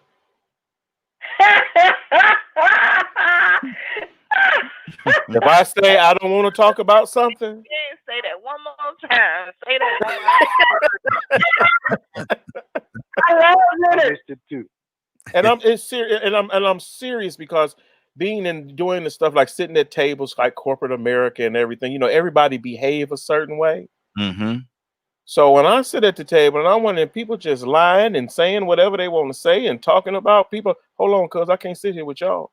They got to have a certain decorum about themselves. But see, you know how some people get together and talk about somebody else? Like, no, yeah. No. If you can't say it to their face, don't say it at all. Exactly. Or just commanding that people have respect for one another. Like some people say, well, you know how I am. I know how you're going to get your behind whipped up in here today. Don't let this tie and this blazer fool you. Come on. Say it. I'm not here to do nobody no wrong, and I sure ain't going to let you do me none. Exactly. So we have to be able to stand up for what is right. And it's not that you just stand up for what's comfortable. You know, that's a shame, but it's a shame enough for you to get out there and do something about it. Is it that much a shame? Are you that mad? Because when you're mad, because when you're really mad, you can tell somebody really mad. You can tell when they just, they puffed up. You know what's the funniest thing I ever seen? That we got another caller. Going to go to the call as well. One of the funniest things, and it used to happen a lot in school. When you was in school, I know everybody has seen it. Two people called themselves wanting to fight, but both of them scared as I don't know what. Both of them scared. Ain't now one gonna throw no punch because both of them scared what the other one gonna do to them. So they sit there like arguing and fussing like they want to fight, but ain't nobody gonna throw no punch. Y'all don't want to fight. Y'all go on, sit down and go have lunch together.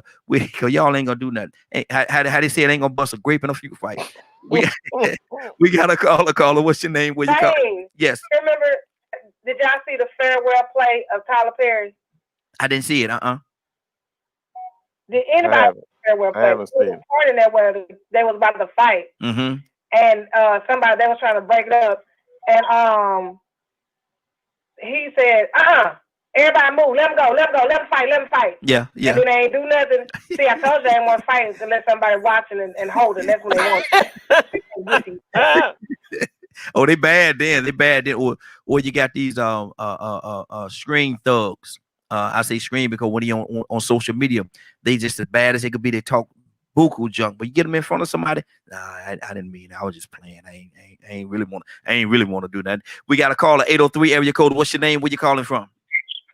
Hey, this Charity. I'm calling from South Carolina. Hey, Charity, how you doing? I'm all right. How y'all doing? Hey, doing good. Charity, we talking about today. Just because, and we got a lot of ladies on here today, Leonard. Just because I'm saved don't mean I won't fight you. Just because I'm saved don't mean I won't fight you. What do you say to that, Charity? I'm from the country, and I'm to be honest with you, wherever you disrespect me at, that's where I'm going to handle you at. Because what I have learned in life is you never let somebody get comfortable disrespecting you, no matter what it is, because it's going to continue. Now, when I say, I don't mean necessarily put my hands, I ain't going to slap in your face or like that, but wherever you disrespect me at, that's where I'm going to handle you at. But I will say this, because I'm from Batesburg, Louisville, which is the country. Yes. And so I started working at the Baptist Hospital in 2006, which is in Columbia. When I got there, I realized there was a lot of tough talking people there, and I looked at them as all soft, like not compatible to us. So I had to really tell them, especially with the men, I really realized like it was a lot of women that I know from the country that would beat the brakes off the average man that was in Columbia, walking around with a gun, talking about he is tough. I saw this. I don't met him. I had to let them know quickly, like, yo, in the country, it ain't no games like that. Like, if you can't fight, you just can't fight. You just gonna get your ass beat, you know what I'm saying? Like, excuse me for saying that, but and also in the country, it ain't no police on every corner. Like, you we're gonna be through by the time they get there. Oh Lord, we just lost it, man. We lost, and I'm gonna try to call her back. We got a couple of people that's attempting to call in, and the phones are acting up for some kind of reason. Got to do an update on them. But what you say, Leonard? We sound like we're from some of the same places. Oh yeah, but you know it's a shame. You're from the country. If you can fight, you can fight. If you can't, you can't. Shut up and sit down. Don't be putting yourself in a situation where you want to talk big and bad because you at work or you in a place where there's a lot of people. You know somebody can't do something. Because I have tells my supervisor, I would catch you outside and tear your earth case up. And it's a shame. You don't know where people at in their life. And I'm like, Miss Annie, don't you sit there and poke a tiger. And when a tiger scratch and bite you, then you want to sit here and cry. No, you should let that tiger lay there nice and quiet. And you kept on picking and poking and you kept on doing it over and over till it got tired. And it just reached its head over there and slapped the cayenne pepper out of you. So you better watch Good what you Lord. do, people. Rico, that's a slap there, brother. That's a slap there, Rico. That's a slap there, brother. Rico, that is a slap. You know, well, most of those people that like to show out when it's a crowd around because they got people that's gonna rescue them, or you know they mainly doing that because they assuming that you might cool off by the time you see them out in public. You know, because the atmosphere done toned down a little bit. You know, once you done got saved and everybody done broke you up and everybody done talked to everybody, you assuming the one that might have whooped you, somebody done talked to them. Yeah, yeah. And hopefully if they saved, they ain't supposed to catch you in public and straighten you out. They're supposed to sit back and have them prayed on it. And I want to also and talk about this situation and say, well, okay, you know what, man, they got me out of character. And I like what Sherelle said earlier. Is that what I like, Sherelle? Yes, Charity. Yes, Sherelle. I like what she said because common sense to tell any human being that a person is who they are. They are who they are. You can't take that from them, even though they are trying to change their traits. I ain't gonna even say trying to change their traits. They're just trying to be better. So because somebody is saved, don't mean they turn from a caterpillar to a butterfly. Yes. You know, they just trying to do better. They just trying to find a better path, and then also at the same time, there's a goal at the end of the rainbow, and it's heaven. So they trying to get there. They trying to do all the right things they can to do. They can do to get there, and pass judgment. You know, when judgment day comes, but that doesn't take away the person they were built to be. Exactly. That characteristic, that trait. I mean, if they had some kind of sick demency going on with them, they still fighting that demency because that's them. They participated in that. Exactly. They involved themselves in it, and they know what it feels like, what it tastes like. They know the I'm gonna say the rewards for whatever it is that they used to do. So that person is still in there, whether they're being violent or maybe like I said, maybe they just have deviant behaviors. Those people still are fighting. Yeah. And you might walk up on them and get the best message you could get in the world. But understand that just because they gave you the best message and the best testimony does not mean they still ain't thinking about little boys. Exactly. I'm gonna try to call a few people back in, so the phone lines act up. If it shut anybody off, y'all call right back in because the phone lines acting up a little bit. But before I do that, let me go to Christy. Christy, what's on your heart? I'm so glad you came to me because I'm going to tell you. Let me tell you what happened. I'm going to tell y'all this story, and this is a true story in my life. And I'm just going to share y'all. There was this woman, y'all. She's a neighborhood drunk, but she's kind of violent when she get drunk. And this woman would harass my mama to give her a ride to the store. My kids be in the car. My mama would tell me how she come on her yard. I was at a funeral. Is not available. Record your. I'm sorry. I was at a funeral, and I saw that woman, and she went out there to the little courier thing. I hemmed her up right there. I said, "Let me tell you something. You ain't finna be messing with I can't cuss on here. I said, you ain't finna be messing with my mama or kids. The next time you see my mama, you better look the other way. You better not ask her for no ride. You better not even look her way. You understand me?" I said, "Because you touch her or talk to her, I promise you gonna feel me." And I was right in her face, pointing my pinky finger just like they did on Set It Off.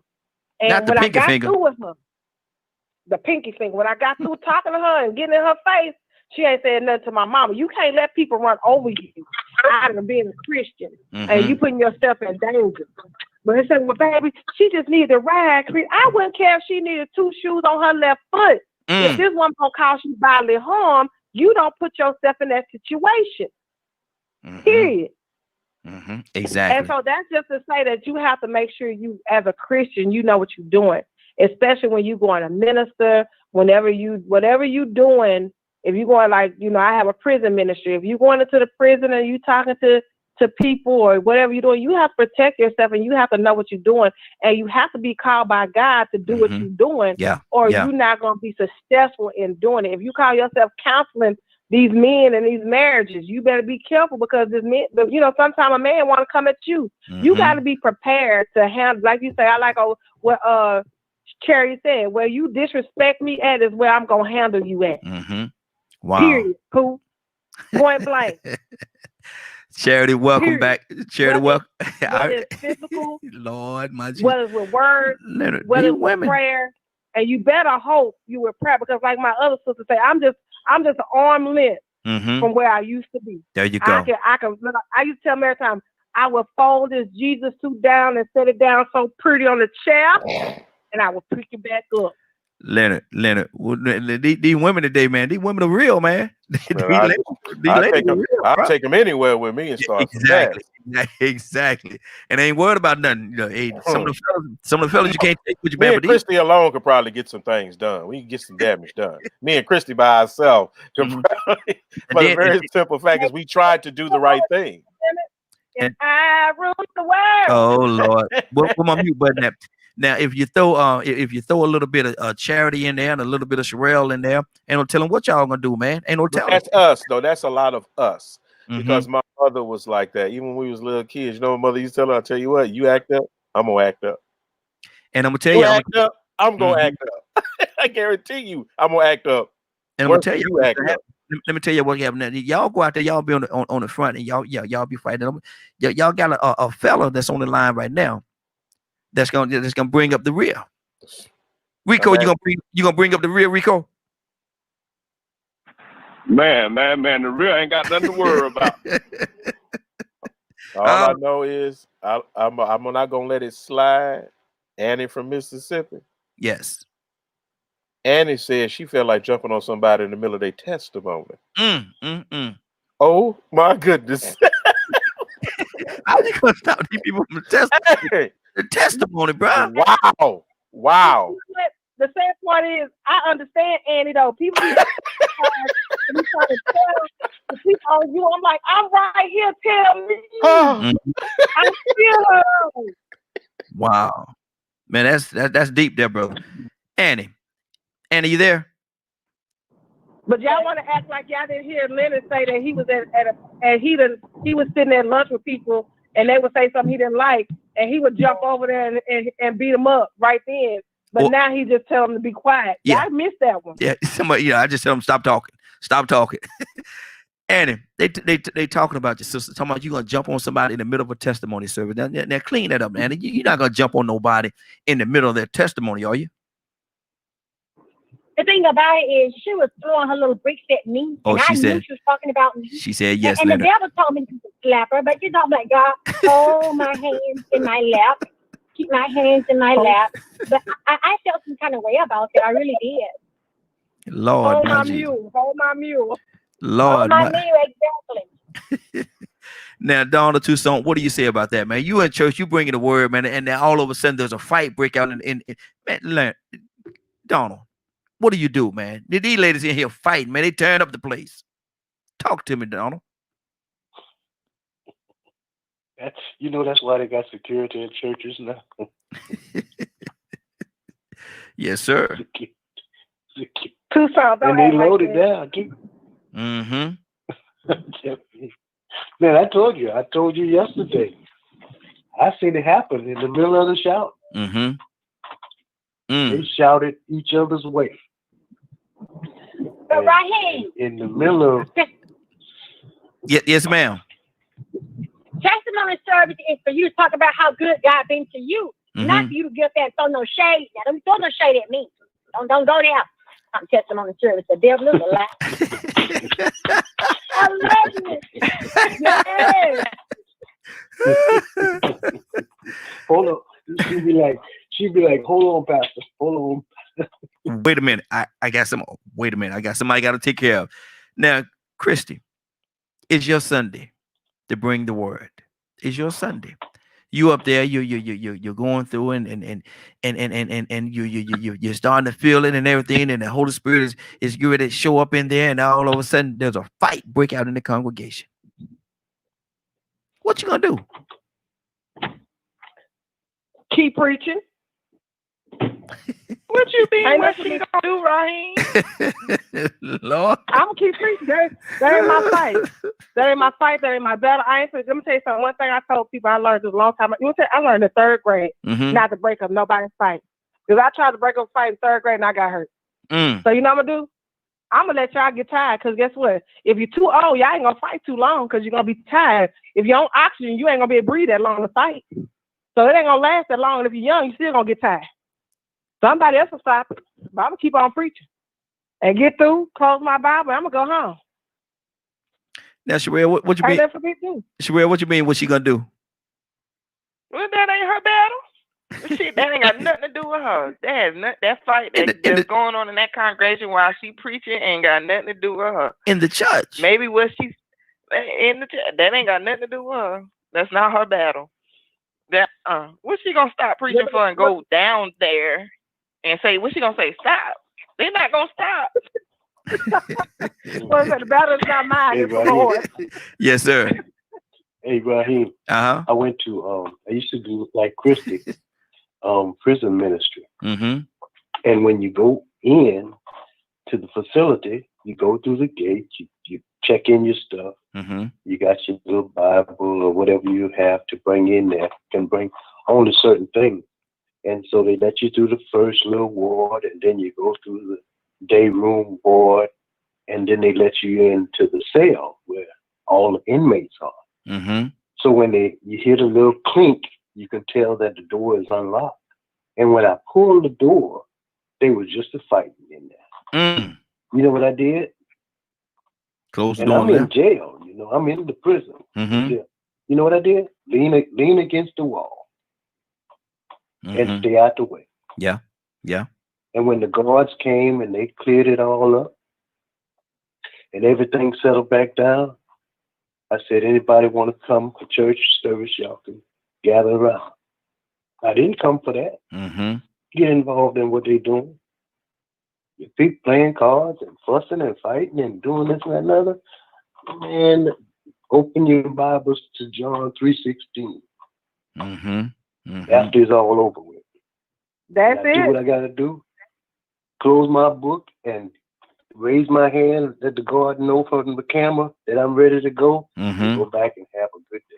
There you go. There you go. Don't even worry about it. Don't even worry about it. But Rico, let me come back to you, Rico, and we're talking about today. And the phone lines open. The phone lines open 678-381-1973.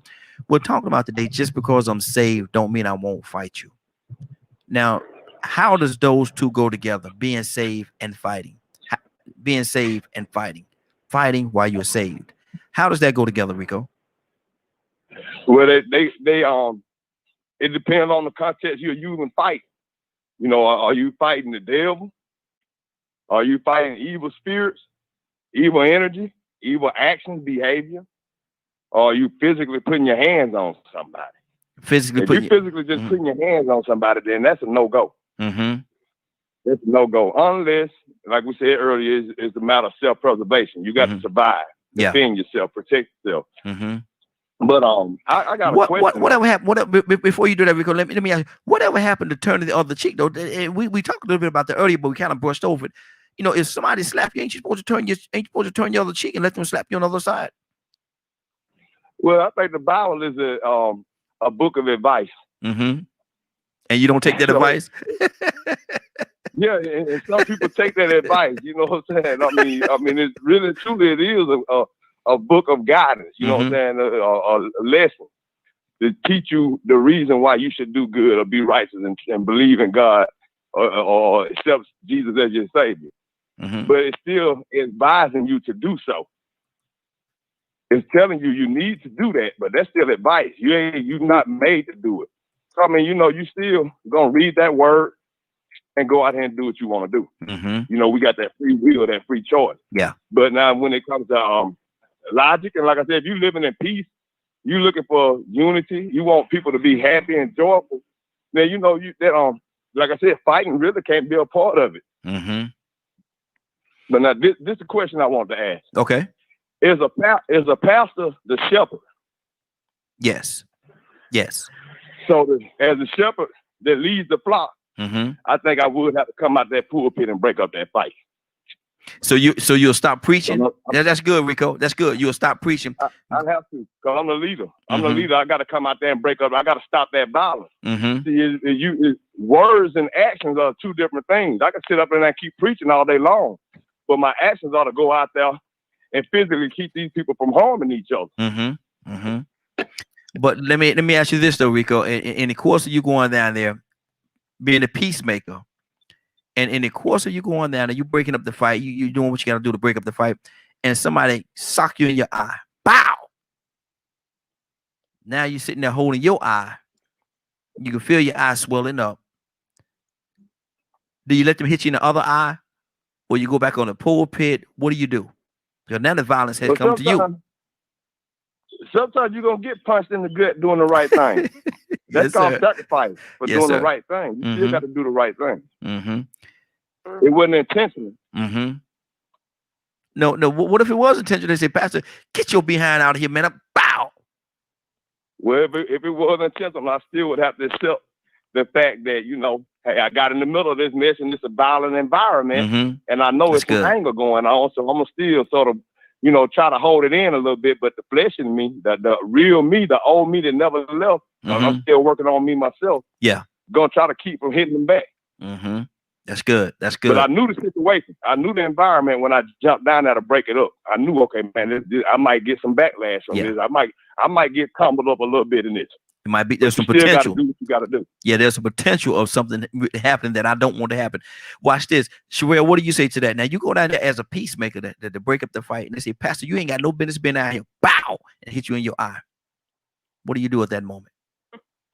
You and me sitting there, I swear. But no, like he said, you have to. That is a sacrifice. You know what I'm saying? When fighting for things, you gotta be ready for whatever comes your way, and you have to move. When you're trying to be a peacemaker, a lot is gonna come your way. When you're trying to be a peacemaker, they're not gonna like the fact that you're breaking up their fight. They're gonna hate you for that. You got to be ready for all of that. So if I go down there to break up the fight, I got to be prepared to get hit, get cursed out, all of that. So I mean, I agree with what he said. Okay. That's good. Somebody might be happy if they're on the bottom end, on the losing end of that thing. I might have saved it. Right. Somebody's going to be happy. Lord, thank you, Pastor. Woo! What took you so long? Next time, don't take so long to come down here. What's taking you so long? But Leonard, what do you say to that, man? You as a peacemaker, you're the pastor. You're bringing the word, man. You up on the pulpit. You're bringing the word. All of a sudden, in the blink of an eye, the fight break out. You go down there to break this fight up because y'all can't do this in the church. Y'all know y'all ain't got no business fighting in this church. And you say, now y'all stop that. And they look at you and say, Pastor, get your behind back up there. Bow! Hit you in your eye. Then what do you do? Well, first of all, if I'm the pastor of the church, the deacons and the ushers know the protocol. Because that's what we don't allow. Yeah. So it's always going to be like Rico say, not finna keep doing it, but see, people should be handling that for you when you're preaching and things like that. That's the whole point of those ushers as well as those deacons. So, I wouldn't hesitate, but I'm definitely going to get involved if I see that it can't be controlled. Because, it's not that like, I think it was Rico had said something about being the shepherd. It's exactly like that. That when that wolf come in there, that shepherd got to get down with the business with that staff. You heard me? Because he got to protect those sheep. So we have to always understand that, So you have that responsibility. So yes. You have okay, got you. Yes, definitely. And that's why, speaking out to these events that have been occurring here these last couple of years. Y'all got to be careful because we made one joker so uncomfortable in church he left, but he had to understand if you do not comply, you cannot be here. You just simply can't. I don't care how mad you get. If you do not comply, you cannot be here. Yeah. Wow. And this was doing right after them folks got shot in their church. You understand? So you have to be aware of what's going on. You can't invite people to a house of worship and can't protect them. Yeah. So we have to be, mindful of that. And we shouldn't be carrying on like that in the church anyway. Absolutely. But if you get down there testifying and Annie think that you testifying about her, she may handle you. Let me ask you this. Is the pastor wrong? Is he or she wrong? If now just like you said, there are deacons. You do have deacons in the church. If he or she wrong, if they don't come down and try to be the peacemaker in the church. Well, do you got to come down right now? One monkey don't stop no show. You escort them people out and you continue doing what you were doing. Mm-hmm. Okay. See, you can't let them stop doing what you're supposed to be doing. You handle it and you keep it moving. Mm-hmm. But if you decide not to go down there to break it up, and you say, "Well, the deacon should handle that," I'm going to stand here and continue bringing the word because I'm supposed to be bringing the word during this time. Are they wrong for not stopping and No, going? Okay. because there should be a protocol. Mm-hmm. That's why I wanted you to go. Good deal. Good deal. Okay. Okay. Christy, what do you say to that? Are they wrong for not stopping and going down and say, "Look here, y'all know y'all wrong. Stop that. You go sit over there. You go sit over there, but y'all not gonna do this in this church." Are they wrong for not doing that, Christy?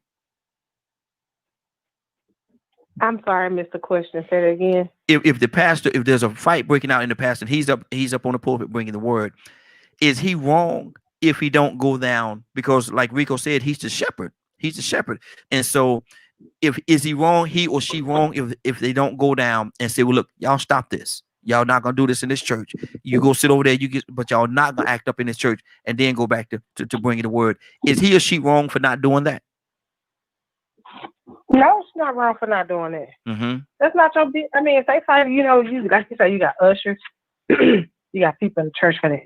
Mm-hmm. If you can call a meeting afterwards and talk to your members about how to act and how to respond, but you don't know who's in the congregation that needs to hear the word. Mm-hmm. So your goal is you should have your deacons, your ushers, and everybody in the line to know what to do in situations like that. Mm-hmm. To get it out quickly. And once it's out, you have them go in the back and you deal with it in private. So you continue to do what you're supposed to, you're the shepherd. Mm-hmm. At that moment, you are supposed to be leading and doing something. Finish your task. Mm-hmm. You're supposed to be in the spirit and in anointing. Mm-hmm. So if you're in the spirit and anointing and you're supposed to be providing the word, if you're praying for someone, if you casting out a demon in someone, or you doing something, you can't just all of a sudden just stop. Mm-hmm. That's why you have people in place to be helpers. Yes, absolutely. So no, you're not wrong for not going down because you're not supposed to. And Charles, I see your question. Absolutely, you can call in, Charles. 678-381-1973. 678-381-1973. Certainly, you can call in, man. Give us a call. We're gonna be here up until 10. So, if you want to call and comment, With that, uh-huh. I have to go. What? I have to go because I have people coming in. I love this conversation.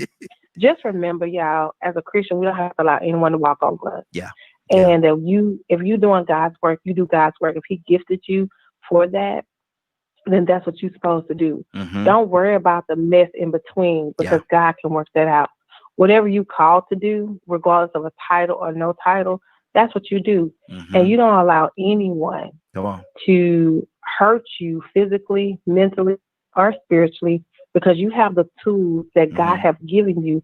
Because you remember, Jesus went through everything that we're going to go through down here. Mm-hmm. He was targeted. He was called out in public. He was done all these different things, but He showed us the way.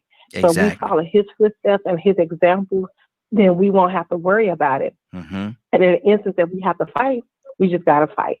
So y'all be strong in the Lord and pray my strength. I love you guys. Hey, love you as well, sis. Appreciate you. I'm going to go to Donald Toussaint right now. Toussaint, you there? Toussaint, you there? Yeah, I'm here. Okay, good deal.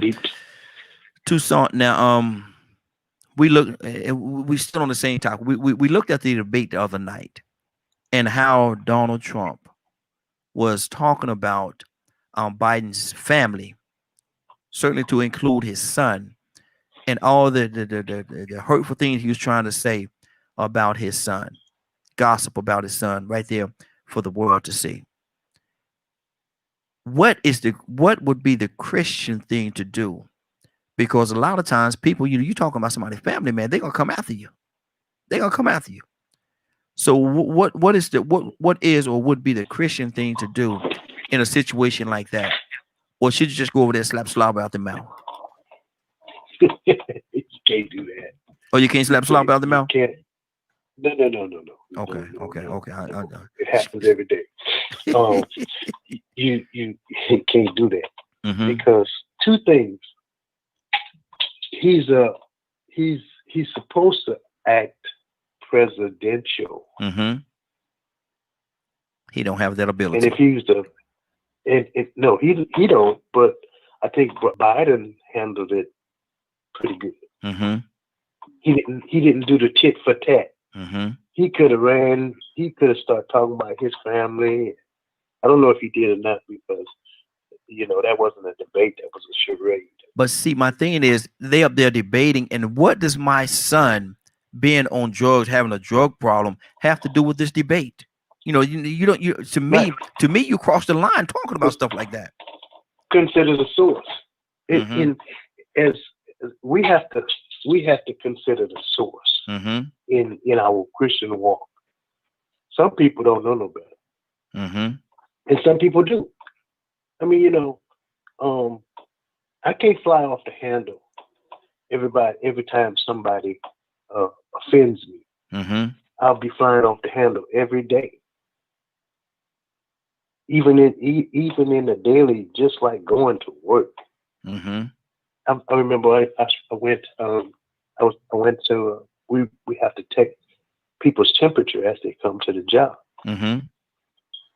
Okay, and I have a Caucasian crew. Okay, so I go out there with a wand. It looks like a little gun. You pull the trigger, you test their temperatures. Got a laser.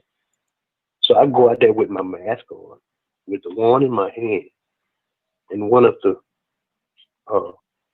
workers, they say, "Oh, a black man with a gun and a mask."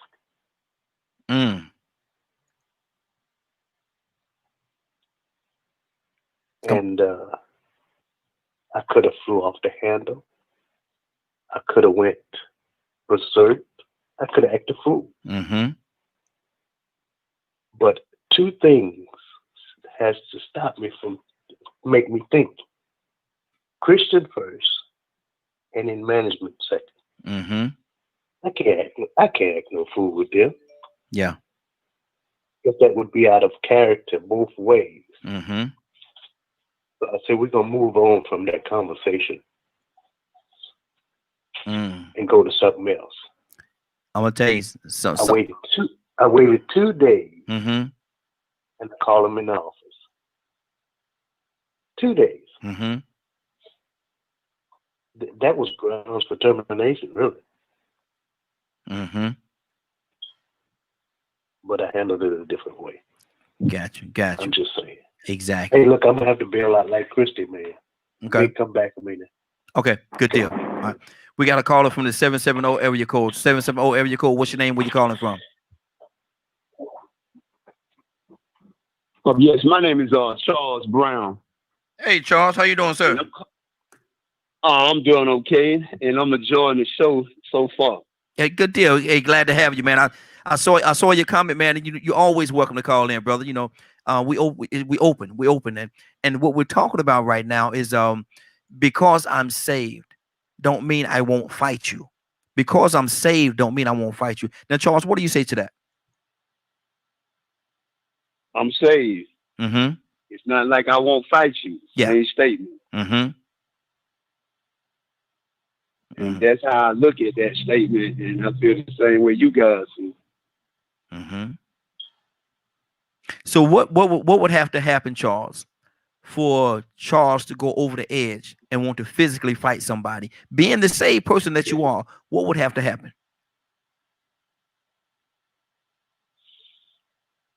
Wow, that's a mean statement.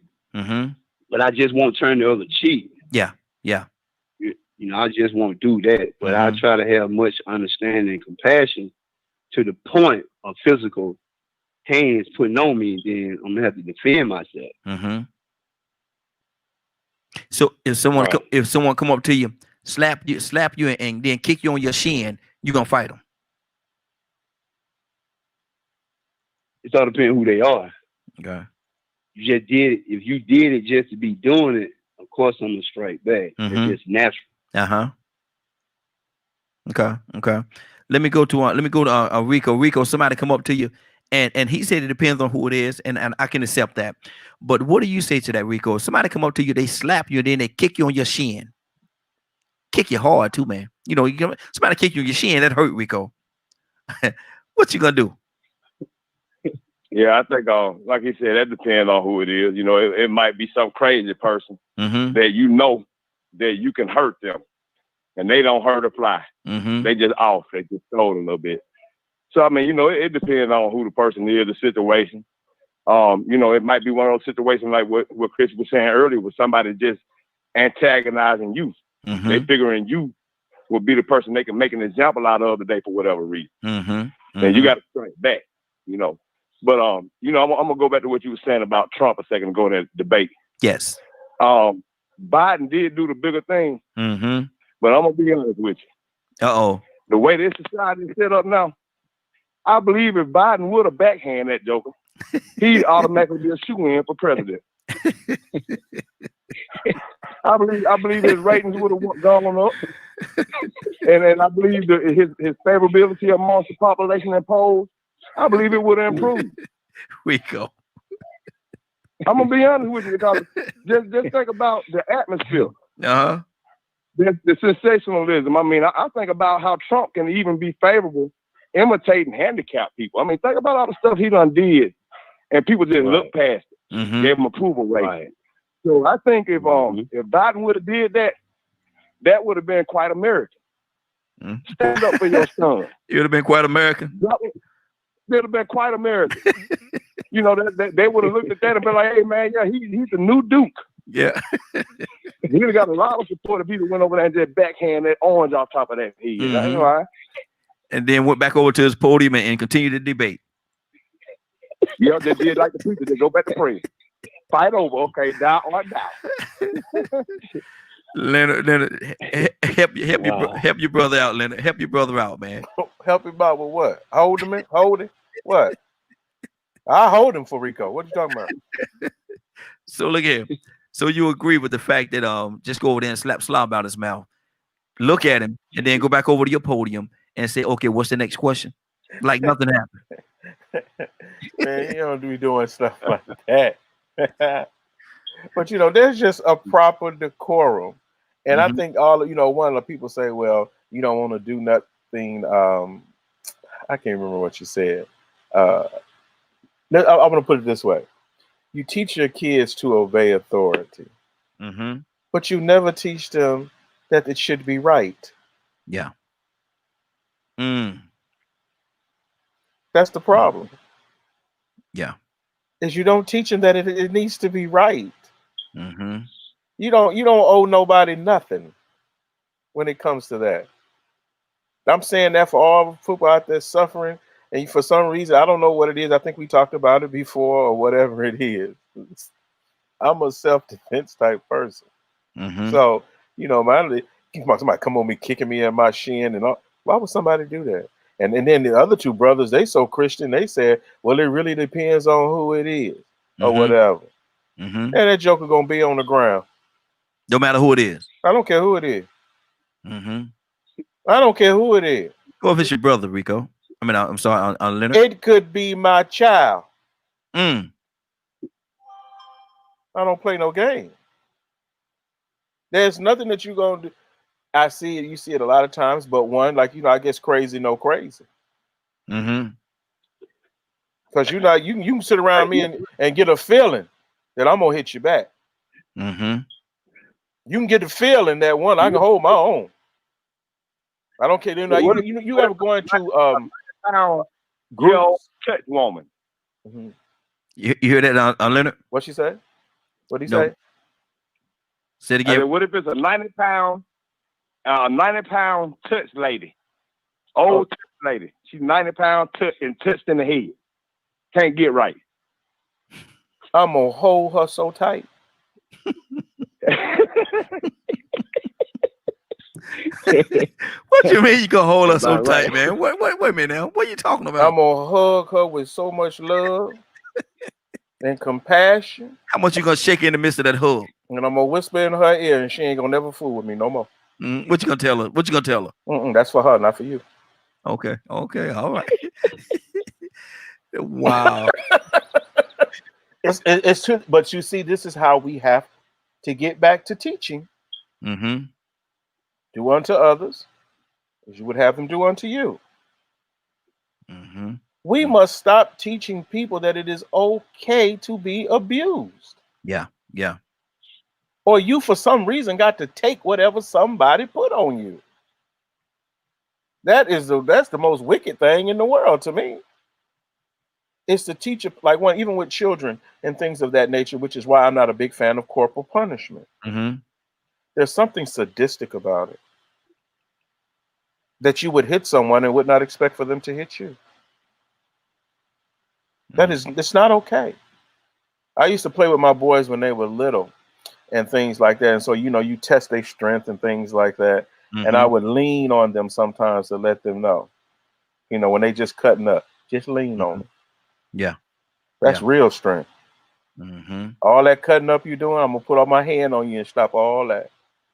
And I want to see my boys, when somebody come after them, you better jump back.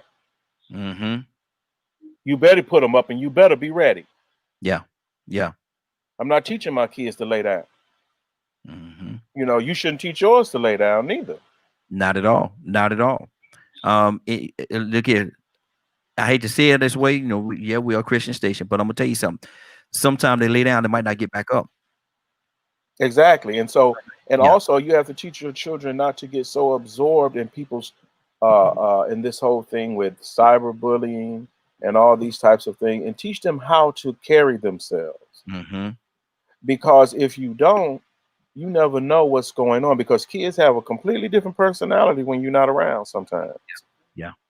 Exactly. And so you have to understand, I told my kid with fighting in school, don't start no fight or what have you, but you definitely hold your own till I get there. Yeah. So he gonna take the whole class hostage. I'm your daddy. You can't get in trouble. I'm the trouble.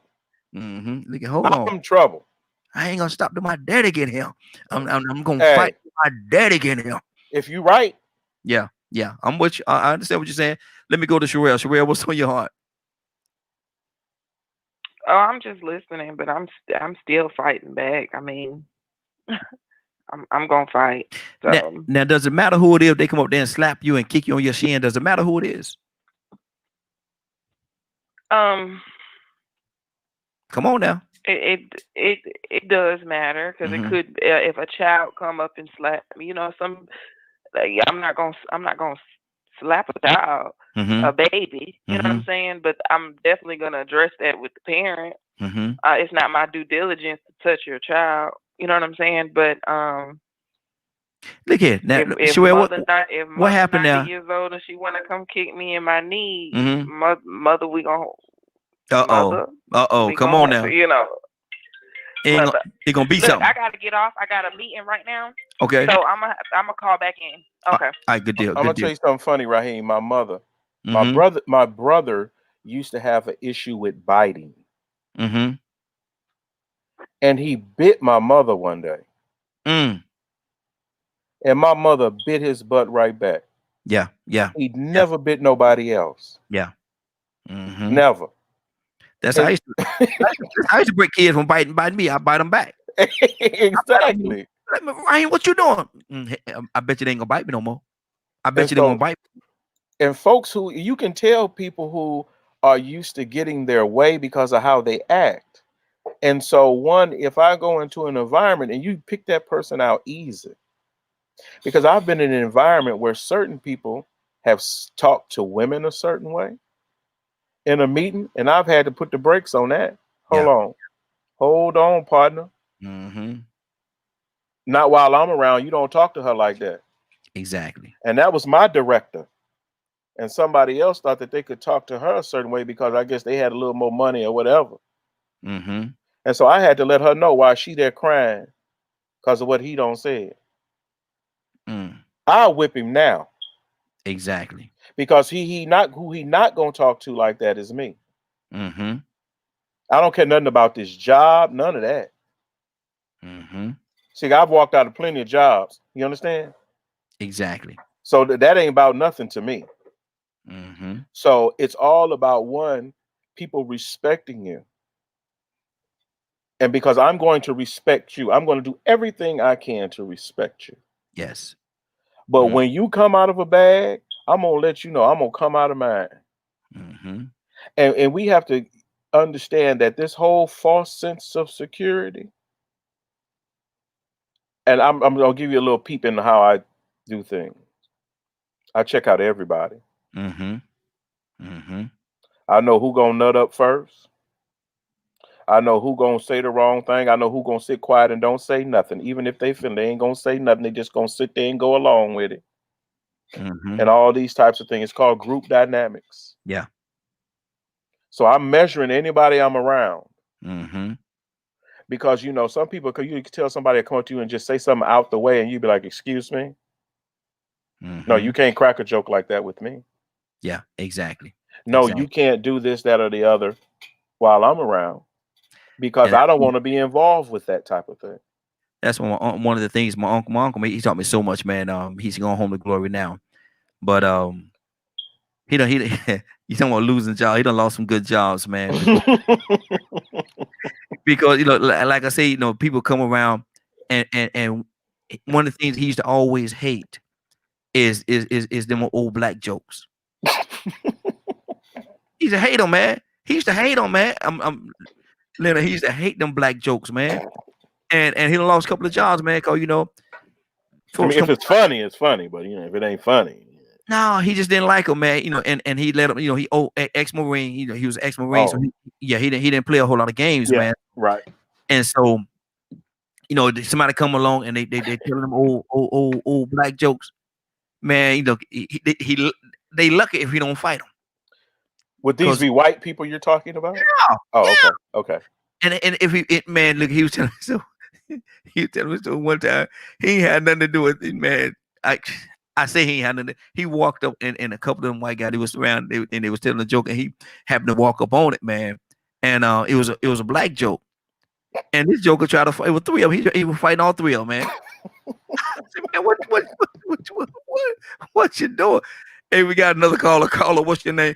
I mean, he didn't like them black jokes, man. He ain't like that. We got a caller. Caller, what's your name? Where you calling from?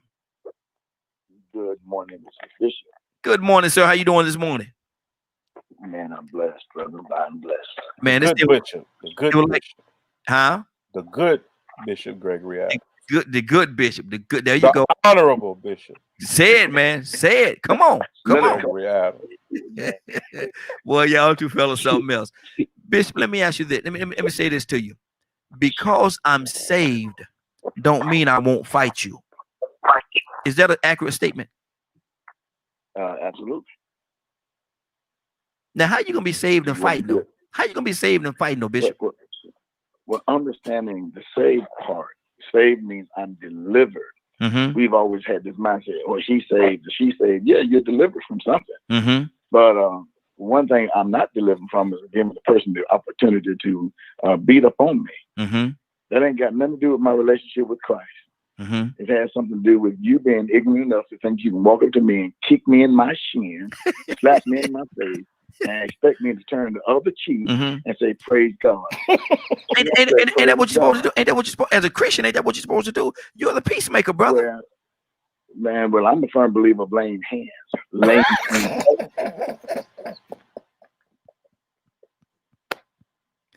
Wow. Charles, what's on your heart, brother? Hold on, Bishop. Man. You got Leonard messed up over there. Charles, what's on your heart, brother? What you thinking right now?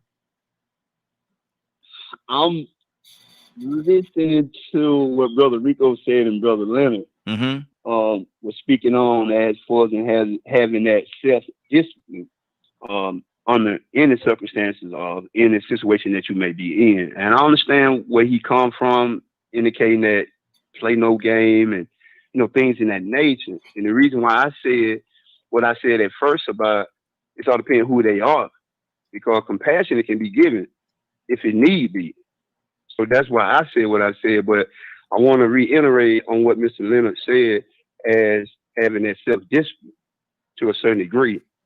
So my understanding is when I listen to that, by me being so young and going through the things that I'm going through and being incarcerated legally and have to go back and see that particular person that did you wrong And it takes so much restraint in me as being saved in Fulton County Jail within this year.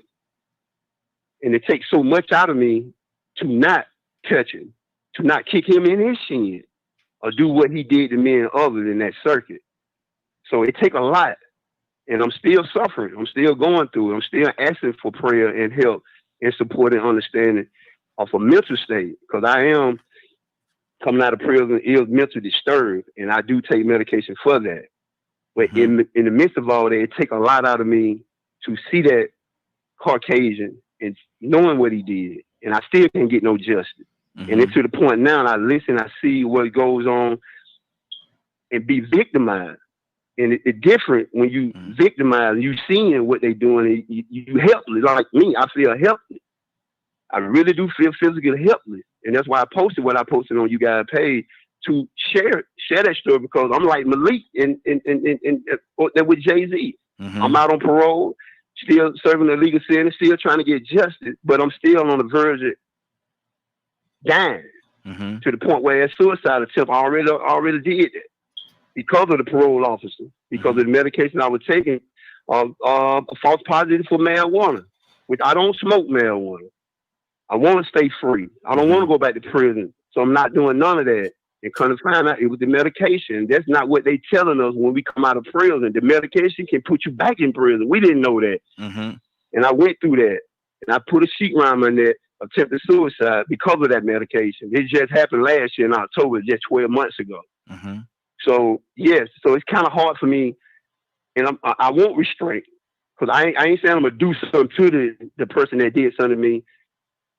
But I'm not saying I'm going to do something to him. But it's a lot of restraint that in me to go back in that courtroom to try to get justice. When I don't have 9, 10 continued court dates. And just seeing that white man, just seeing him knowing what he did. And it does take a lot of restraints out of me to kick him back in this shin. So I understand where Mr. Leonard was coming from, playing no game. And I'm that way too. But I had to humble myself to a point where if I do something to him, the repercussion of the circumstances that you are upon me, if you're not humble enough, then you can find yourself in a bigger situation that you're in.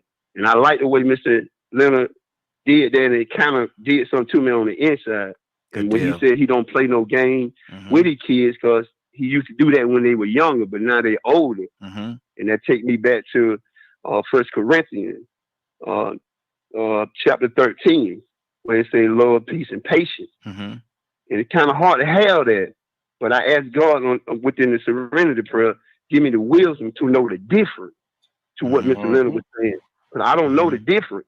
If you touch me, you put your hands on me as I was young, I would have did something to you. But now I'm more mature and understanding, old enough, not mature enough, but old enough to understand, hey, you touch that iron, it's going to cause a problem. But I don't know everything. You should also get into the habit of rewarding yourself for being a good person. When this is I say it's common, it's just say no. It's like that. There were certain things that I used to want to do, but I started rewarding myself for not doing those things. So the more I resisted the temptation, the more rewarding it became. The more I said, okay, let's say drinking, I'm not going to have that beer today. Pat yourself on the back for not doing that. And if need be, go do something else that you like. But what you never want to do is to allow whatever it is in your mind to control you this way, to take up every space in your mind. Because that's when you giving in to it. Start with I tell young men, especially young married men, women ain't going to stop coming on to you. Reward yourself for saying no. Exactly. When you want to change a behavior or a feeling, do the exact opposite and reward yourself for doing what's best for you. Imagine yourself free forever. You have to vision that in your mind. You will be free forever because you will be in charge of yourself, not the system or whatever. And also add to your prayer life that justice that you're seeking. Go to God how you want. That's between you and God. You can talk to God about anything. Any feeling you have, Take it to God and talk to him about it and pray about it. Trust me, the strength will come. And you'll be like, now I'm standing here. Look, I ain't had to hit nobody. I ain't had to do nothing. All I did was speak a word to it. Yes. See, I'm at the point now, I ain't really got to fight. I don't have to fight anymore because I don't give that the satisfaction of taking, because think about it, just like you, brother, if I go off, I'm going to jail for a long time. So, and I got a wife and kids. Yeah. And I have to think about that constantly. And I can tell you, I will pray for that brother that you feel that has wronged you. So you get in touch with Raheem and you let them know who that is that's causing you so much stress. And we're going to pray for that person. Absolutely. And we're going to intervene on your behalf. Yes. Come on. Bishop. So Raheem, make sure you do that. I got his number right here. And you'll get that brother's information. Yeah, I got his number right here. Absolutely. Absolutely. And we're going to pray on that name that's stressing this brother this way. Good deal. Good deal. Bishop, what's on your heart, brother? Talk to me. Rico, coming to you next. Well, I love what Leonard was saying, and I agree. You have to learn how. Bishop, your phone real low, Bishop. You're not talking directly into it. Talking to it for me. All right. Yeah, you need to be a little bit different. But I don't want anybody to get it misconstrued because you're a child of God. You allow anybody and everybody to come upon you and try to fight you. I'm a firm believer of dismissing ignorance, but ignorance also has to be tough.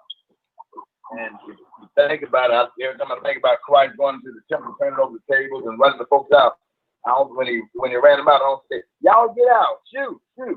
We had to be doing something to get them both well enough to get themselves out of there. But my buddy, and I say this, he was at work, and he got into a conversation with one of his co-workers. Co-worker got mad, picked up a 2x4, and he said, now you supposed to be saved. If I hit you with this, what you gonna do? And the man hit him with the 2x4 and hit him in the head, knocked him out. So what if that 2x4 had killed him? So I said, when you came to yourself, what you do? Well, I told him that wasn't right, and I let it go. I said, it sounded like you were scared to me. So that ain't got no being a Christian, bro. That's being either scared, dumb, or stupid. That's the way I look at it. I'm gonna tell you something. I'm gonna tell you something, Bishop. You know, if he got me that one time, when I came back through, it had to be something. It had to be something, man. I'm gonna tell you something, because if he would have hit me that first time, I'm wondering why you let the man get close enough to hit you with a 2x4. You know, why was he that close to you? He asked you a question about the 2x4 in his hand. Say, if I hit you with this 2x4, you supposed to be saved. What you gonna do? Before he finished that sentence, man, Rico, go, Lord, my Jesus, Rico, what's on your heart, brother? Hey, first let me commend Bishop. I went and watched that show he did with Alan yesterday, man, and that was huge, man. I mean, you got a lot of brothers won't come out and talk about nothing like that. And on top of that, I know of a couple of brothers that endured something very similar. You know, very similar, and then somewhat similar. I had one guy that I know of had a gun pulled on him, and some racist white boys made him do that. And well, I'm gonna be able to almost like a James Byrd situation. James Byrd Jr. in Jackson, Texas. He got caught in the wrong place at the wrong time with a guy that he trusted, and he had to live with that. That man, listen, when I tell you that dude went the next 15 or 20 years till he died, just out here on a rampage, just being just no lawless. It was like he was. I ain't gonna say he was mindless, but as a grown man, he still carried himself like a very hurt child. He hid it. He suppressed what happened. But when I tell you, man, he was out here living reckless, and until he died, and he actually caused a lot of other people harm, and you could tell it was because of that pain. So, like I said, that's big, man, because Bishop, you done came a long way to be an experience that, man. That takes a very strong person to be able to even go back and tell that, and then still just move on to the next. And I say that because I'm going back to what Donald said earlier. I'm like that with them black jokes, man. I had to sue a major company one time. Mm-hmm. And it was rampant with discrimination and racism. I mean, it was just loaded with white boys that felt like they could come around and do what they want to do, say what they want to say. And some of the black guys I worked with, you know, we were cool up until it came to race issues. Mm-hmm. And so sometimes you have one to come around and want to crack a little black joke. And they get them to come do it to me because they knew I wasn't going to like it. They can sit back and laugh. These black guys now sit back and laugh about it. Man, that messed up. You should have heard that joke he told. So they'll call Rico over here. They'll call me over there just to see the reaction on my face because they knew that I wanted to go way over the deep end. Mm-hmm. I would go from 0 to 100 immediately when it came to disrespect about those jokes. And it's just, you know, it's really hard. I'm going to be honest with this. With some people can't let that just roll off their shoulders, fly over their head, oh, he ignorant or whatever. But to be honest with you, man, sometimes that disrespect that a person had, the nerve to fix their mouth to say something like that to you, knowing where we come from, man, it's hard to sleep. You know, that I can understand Donald going back 2 days later and still saying something about it. You know, because that can have a big effect on you. You know, it lets you know that if they'll do it to your face and laugh and joke about it, what do they do when they're serious and then their true feelings around those that are like them? Exactly. Leonard, talk to me, brother. It's amazing to hear people talk about those things. But like I say, the root of a lot of our issues is because somewhere along the way, we didn't learn how valuable we were. And if you haven't been taught how valuable you are, then sometimes you'll say, well, maybe this, okay, I'll let this go and this, that, and the other. One of my mottos, I laugh and joke and have fun, but I don't play. You don't try to be nasty. Usually if you're around me, I like having a good time laughing and joking and stuff, but I don't really like people being nasty to one another. Exactly. It just bothers me because of the environment that it creates. And so when I listen to one of the things that I used to do is fill complaints on discrimination. And so these were, when you're dealing with people who have really been hurt and discriminated against or taken advantage of, you have to really understand their situation, listen, and be able to offer them some type of resource to help them, because it just doesn't go away. Yeah. It don't just go away. So you have to work on it. You have to be brave enough to work on it. I mean, I actually have case of discrimination against myself in and that's what really led me to even take it on full time of fighting back for people, is what I endured in corporate America. You know, so I completely dedicated myself to trying to help other people, because that was the way that I dealt with it, is that I was going to help everybody that I could, or anybody I could in any way I was able to resolve these issues. And that's how I became part of, like, say, for instance, New Order. And I was with National Action Network. And I work with lots of other groups as well. I've helped people, just too scared to go down and file a police complaint against a police officer. I've had women tell me stories of how probation officers have used their power to take advantage of them. I know very evil people who will do things to people and get away with it. And that's why we do what we do with New Order. Is support people. Is be there for them so they know they ain't by themselves. I've had people come to tell me and say, okay, they cussing everybody out in the place, telling us if we don't do this and now we got to work for this, and then they taking our money. What do you really want to do? Because it ain't going to be all right. It's never going to be all right. Like, I had to get to the point I had to pray before my last incident in corporate America. Lord, take care of me, because I can't keep doing this every day. Exactly. I won't do this every day. Absolutely. And I had prepared myself to fight against that without having to go off. But let me tell you, there was a clock ticking, and something terrible could have happened. And I would not be sitting here today talking to you all. I'd be via somebody's prison for life. Wow. And I pray each and every day that if I see those faces, I don't go back to that place. See, that's why I had to come out of that environment.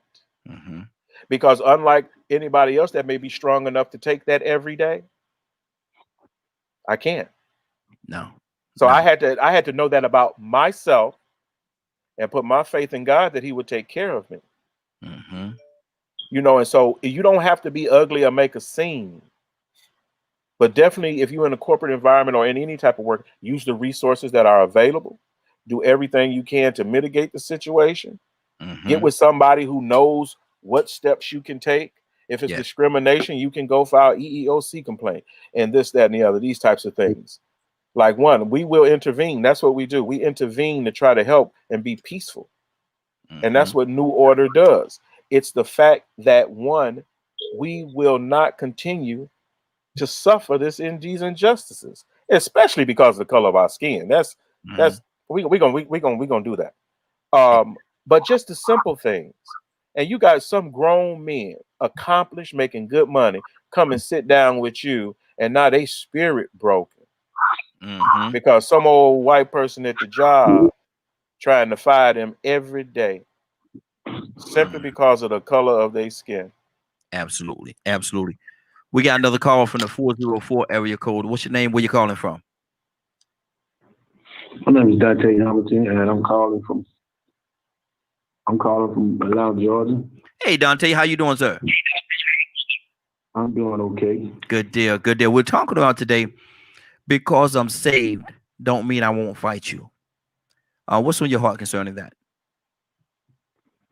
Sir? What's on your heart concerning that? Because I'm saved don't mean I won't fight you. You want to comment on that, or you want to comment on some of the things we were just talking about the legal system?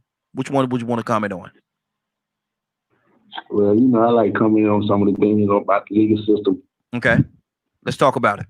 I like the idea of you being saved. Mm-hmm. Okay. Yeah. Whichever one you want to talk about. Whichever one you want to talk about, brother. We're here to talk about it with you. What's on your heart? Okay. Well, my opinion with the legal system, it's not right how they treat the guys behind the wall. Mm-hmm. And I feel as though, Georgia, okay, you got a lot of guys behind the wall. I feel as though they done their time. They done did over the time, and Georgia's constantly giving them more time than they can ever receive. And I feel as though that it's not right. Mm-hmm. How they treat our people, and it's basically like you spoke on, it's all about it. And they treat us like that because of skin color. Mm-hmm. Mm-hmm. Yes, and, God say treat people as how you would like to be treated. Mm-hmm. And He say love others as you love yourself. Yes. Yes. Okay. Now let me ask you this right here. We know that there's an issue. We know that there's a situation with what's going on with it. What are we going to do? How are we going to correct it? What are we going to do to combat it? What do you say to that, Dante? We need to, we all come together and stand as a whole, as one, and we come with communication and not violence. Come in peace as a unit, with unity, bring unity. Yeah. Okay. Communication and unity it resolves a whole lot. And if we all come together as a whole, we can have everything that we suppose. Dante, I'm gonna ask you this question. I'm gonna ask you this question. I'm gonna go to somebody else, bring somebody else into the conversation. But do you think that's a reality with us coming together effectively in this day and time? Do you think that's a reality of something that can really happen? It's hard. I think it's hard, but if we all put our mind to it, we can try. My thing is, and I'm gonna go to Rico after I say this. My thing is, let's collect the people that have the desire, the want, and the drive to do it, and hopefully the others will come along when they come along. Because to think that we're gonna get everybody at one time, I don't know, man. I don't know. Rico, what do you say? Yeah, I pretty much agree. Some people really are trying to find a way, but don't even know what way they're trying to find. They're searching and don't know what they're searching for. They don't know what they want. They just want something better, something different. And they know they don't like what is going on. And some are happy. You know, so that's going to be another reason why it's so hard to unite people, because some people are very happy and they content. You know, like right now, we got people that's ready to say, hey, I'm going to vote for Trump because he gave me a couple of more zeros and commas. So, I mean, it's really, you have to get with like-minded people that really have a goal or a vision in place and see the results. Once people actually see the results or the rewards that come with the work, then you know that bandwagon will fill up. And so, you know, we always speak about leading by example, but if we don't actually show people a reason why they should follow us, they're not gonna follow us. So some of us that believe need to go ahead and get together and unite, that know where we're trying to go and make it happen. Then that trend would become the new trend. That will become the new cool. You know, pop culture, that will become a new part of pop culture, because people see the results and the reward, the benefits of it. But right now, just having faith, people have faith in that dollar and them commas. That's why they really vote for Orange Circle, you know. Wow. That's right. Bishop, absolutely. Bishop, what's on your heart, brother? We just have to elevate the mind of individuals. And I speak when they were talking about the judicial system of being incarcerated. It is unfair how they do any prisoner, but it looks like the majority are blacks, so we can't help but emphasize how they do the black folks. When we look at it in its totality, I say we've come a long way, but we still got a long way to go to be acknowledged and received as a fellow American. And I wouldn't, you know, I don't wish that on anybody. I've always tried to be a fair and just person, treat people like I want to be treated. And I think I heard someone say that a little bit earlier, maybe a Leonard, you know, because Leonard is my E.F. Hutton when it comes down to speaking out positive and strong statements. So and I love Rico. And Rico, I'm sorry I missed your show yesterday. We had a problem with the phone lines, and I kept calling in, but I couldn't get in. But I know that your program yesterday was very profound within itself. Absolutely. And so I just want to compliment you on what you're doing and welcome you, how you came to DKM. And man, you just fit in just like, you know, the tongue to a shoe. So the tongue to a shoe. God almighty. Yeah. You ain't God almighty. Yeah, okay. Go ahead. Go ahead, brother. Hey, we ain't saying no. Hey, I ain't never heard that one before. Like the tongue to the shoe. Okay. A shoe is a shoe and a slipper is a slipper. Okay. Oh, that's what I'm talking about. You see my E.F. Hutton? See? Well, look, that's my Lord, my Jesus. Leonard, what's on your heart, brother? Talk to me. I want to say that, you know, I'm not, you know, I know me and you go back and forth a lot about it. But it's not that vision of everybody being together that's going to be successful. It's that vision of what you can do where you at with the people you around. That's what's going to make all the difference in the world. If you ain't got no structure in your life, I would tell people, go find an organization that does what you want to do. You would be amazed. Church is that one of those places. Like I would tell that brother, if he's still on the line, I hope he's connected to a good church. Yeah, he's still here. Yeah, I hope you're connected to a good church in your area, that somebody can constantly feed you positivity about that situation. You should be able to look at it and say, that's a whole different thing, but I got this great life I'm working on over here and that I want to accomplish. And that's what it is. I choose not to be in the mess. I choose not to be just as miserable as everybody else. It's like when I'm having a meeting or I have a meeting, and you know, you always got that one joker raise his hand. Well, the white man, this, that, and the other. I call 2 black men to come and talk about being black, not being white. If you in one of my meetings and you start talking, I say, hold on a minute, brother. I need you to speak from your perspective. Because even by the few words you said, I can tell you picking from his perspective. And that's why you don't know what to do with yourself right now. because you're viewing yourself and your existence and your value completely through somebody else's opinion and perspective. I don't care what you did. I don't care if you was locked up or whatever. You free now?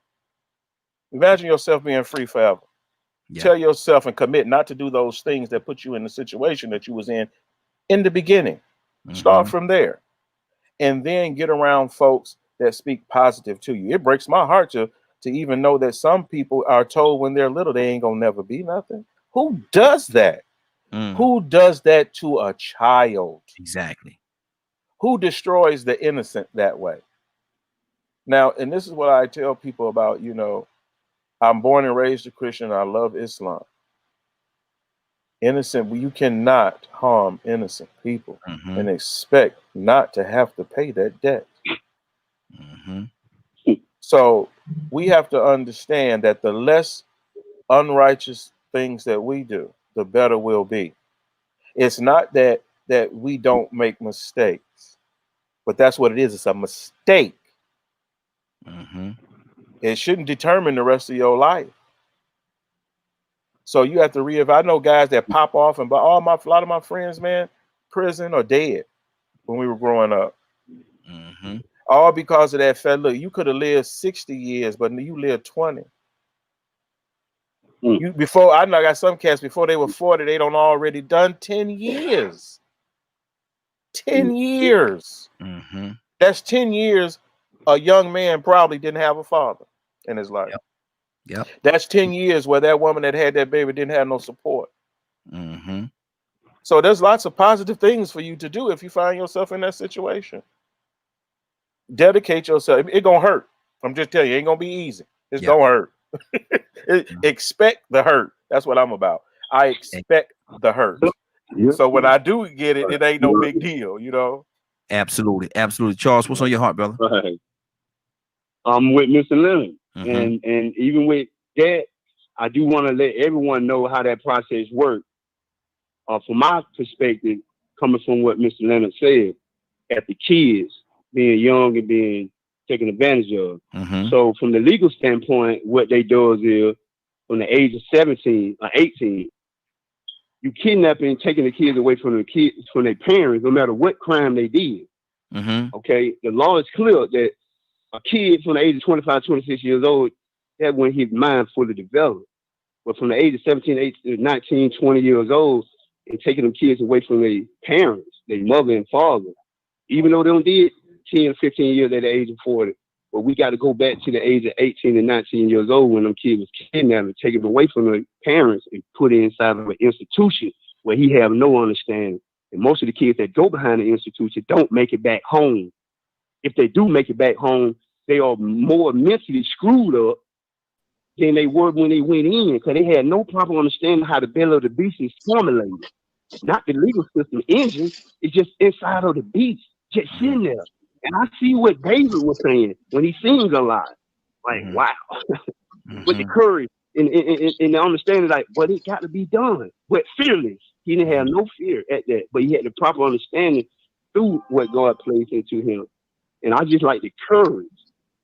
It's most of the youth that's out here now, we see now, yeah, they tied up in gangs and stuff like that, but the understanding of that here in Georgia is that when them kids go behind that wall and they come out of 5 or 10, 15 years, person than they are get up here, baby, when they came in because of the drugs and stuff behind the wall. So you can't have individuals behind the wall like myself.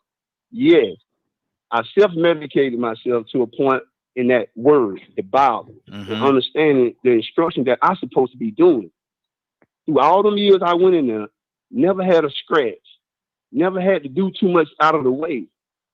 But come on the street, I understand what Mr. Leonard was saying, that do away with the things that got you in the situation that you're in, no matter what it is. True, that's true. God knows that's true. And I'm sticking with that same format. Been out 3 years, had one incident with the police.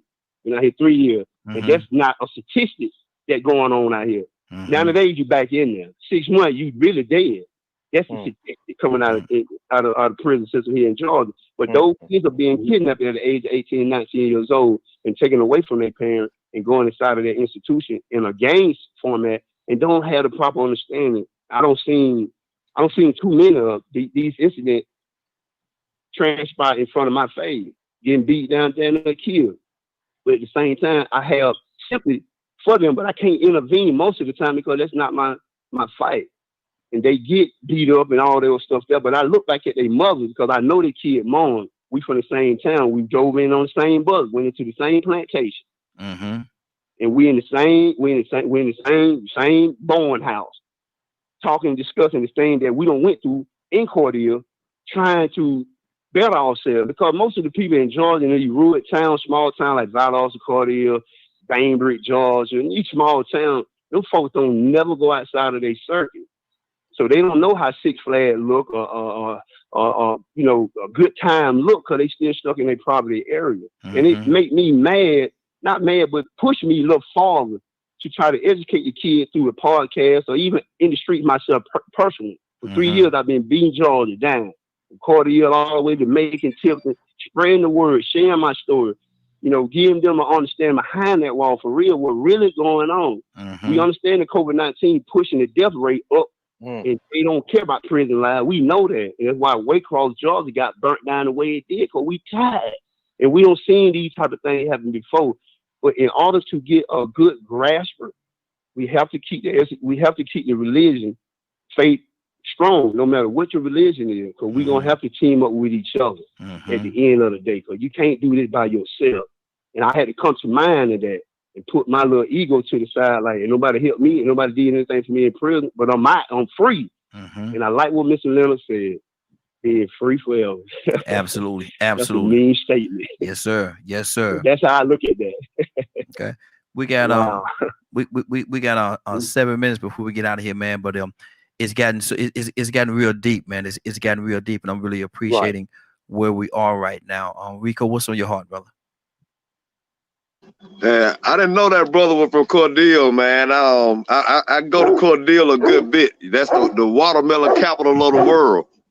And actually, there's a lot of people from my hometown that's from Cordell. And I got a friend in Cordell now named Ryan Walker that's related to these same people, but he might know these people because it's not very big. Sort of remind you of my hometown a little bit. But when I was there, the few times I've been there, I could tell that it's rough.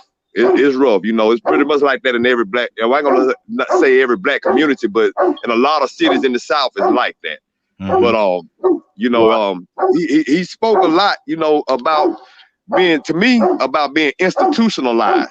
Yeah, that mindset, and some people, they get institutionalized, they embrace it because they look at it as a way of survival. But I'm starting to see a trait now lately where that institutionalized mindset leaks outside the prison system, and it starts affecting people that has never gone to prison. And so, like, now I put it this way: I've seen people leave prison and can't let go of some of the actions that they had to adapt to in prison. Like it's some kind of mess casserole they make with the Doritos. It stink, man, it's terrible. It's the worst smelling stuff you ever had in your life. But them jokers would get out of jail and go to the gas station and buy all this junk food and make a pizza. They call it some kind of pizza, and they'll eat it for days and days and days because they have adapted to that institutionalization. But that mindset. But we really have to pay attention to those that come out and instill those behaviors or those prison rules into those that have never gone before. Because some of those on the street like slacking. We talk about people slacking their pants. That's where it came from. It came from prison. So we have so many different codes that we've adapted from people that have been institutionalized, mainly because we sort of glorify those that have been institutionalized.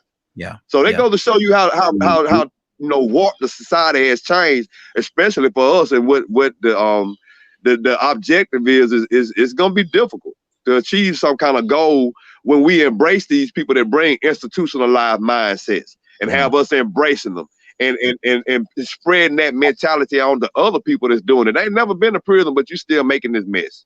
And so we gotta think about that school to prison pipeline. That is actually priming a lot of our younger generation to want to say, well, you know what? I go and do my little time standing on my head. Yeah. And get out. No problem. I just sit on down for a little while. Man, who want to sit down? And listen to what Rico said. All you know is that. See how both I go to see how that's the mindset. And so we have to work on, especially as Christian brothers, changing that mindset. You have Cairo services and things like that in prisons or what have you. But we also need to make sure that, one, people in prison are being provided religious counseling that they prefer. You know, they try to get these Muslim brothers out of the prisons and from going in there talking to these folks, because we know that if we get them there and they get out and they got some place to go to continue to be positive, they change their lives and become better members of society. Exactly. And that's why I love the nation so much, because nothing has done more for the black man than the nation. This is why you have a prophet to you to talk about what you should do to preserve yourself. Christianity, you have to have a lot of discipline to be a Christian. You have to be a lot of discipline to dedicate yourself to, you know what? I ain't gonna hit that joker. Remember, we were just talking about it. Yeah, I ain't gonna start nothing with nobody. You like Rashid said, if you heard about Rashid in a fight, something strange is going on.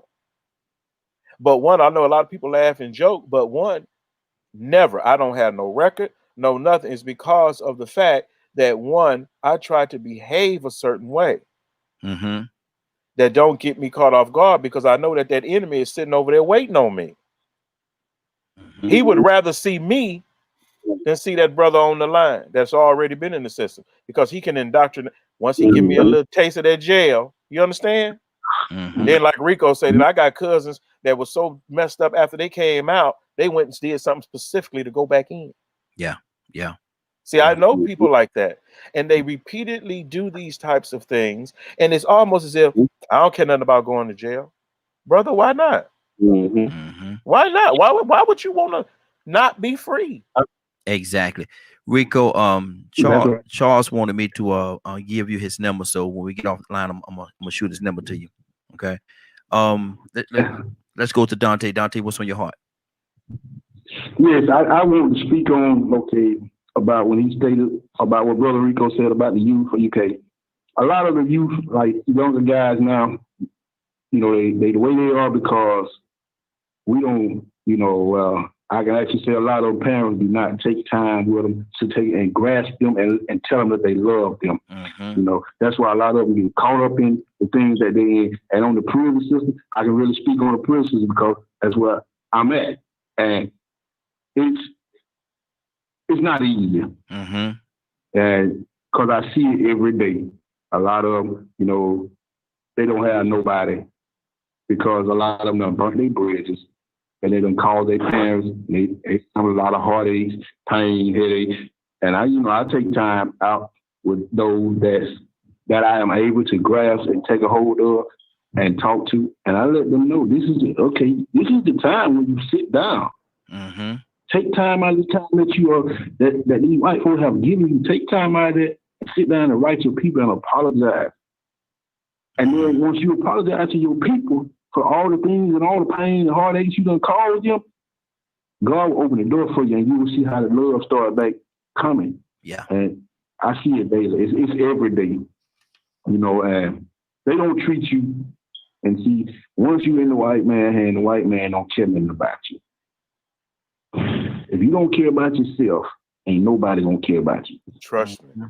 The white man would never care about you the way you care about yourself and the way your family. And the reason why a lot of them family give up on because they give up on themselves. Yeah. Exactly. Once you give up on yourself, people it's hopeless. It's hopeless. They have no hope for you. Yeah. And God, you can't go wrong when you got God in your life. Exactly. They done took everything. They try to take everything out of the school system, everything out of the courts. They done took God out of the school. They done took him out of the court. They done took him out of of course, they're going to try to take him out of prison. They don't want you to have God.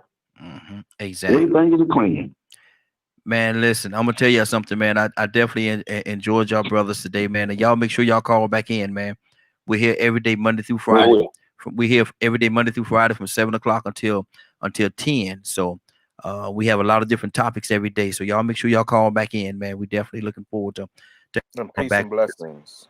So like consider yourselves invited. Call in anytime y'all want to, and consider yourself invited. Bishop, what's on your heart? Thank you. Absolutely. Man, just listen to the information that was distributed. And as always, I do thank God for you and DKM Media Group, and I say the associates, because what Rico has done today, what Leonard has done today, they're speaking positivity to what we see. Speaking life, man. Speaking life into it. Yeah. That's what they're doing. So I applaud those brothers and everyone that do make comments and call in. And like you said, we welcome these other brothers that just called in. And hey, I'm gonna tell y'all, once Raheem opens that door, man, it is an open door and allow you to come in and fellowship and speak your mind and speak your peace.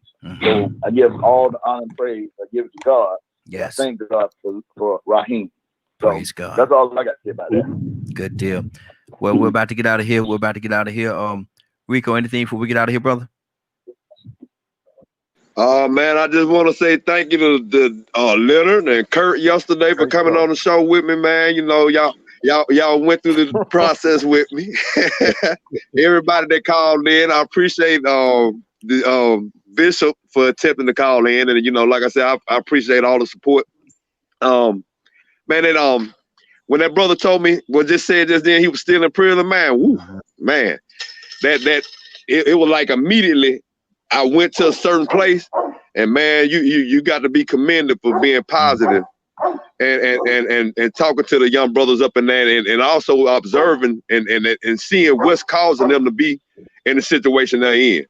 Talking to them and getting them to realize that they need to write home and giving them therapy. You pretty much Dr. Phil in them while you in prison. I mean, and that takes a lot, because you could easily be just as hopeless, but you're not. You up in there trying to make sure you guide these people down the path. They might get out before you, and you trying to make sure you still help and give some brothers some positive reinforcement, because that is really what's lacking in now. Positive energy, positive outlets, anything for progress. You got to find it and reach out for it on your own. And if you didn't have that in you on your own to love yourself more than the next person would, you just part of the system that they want you to be in.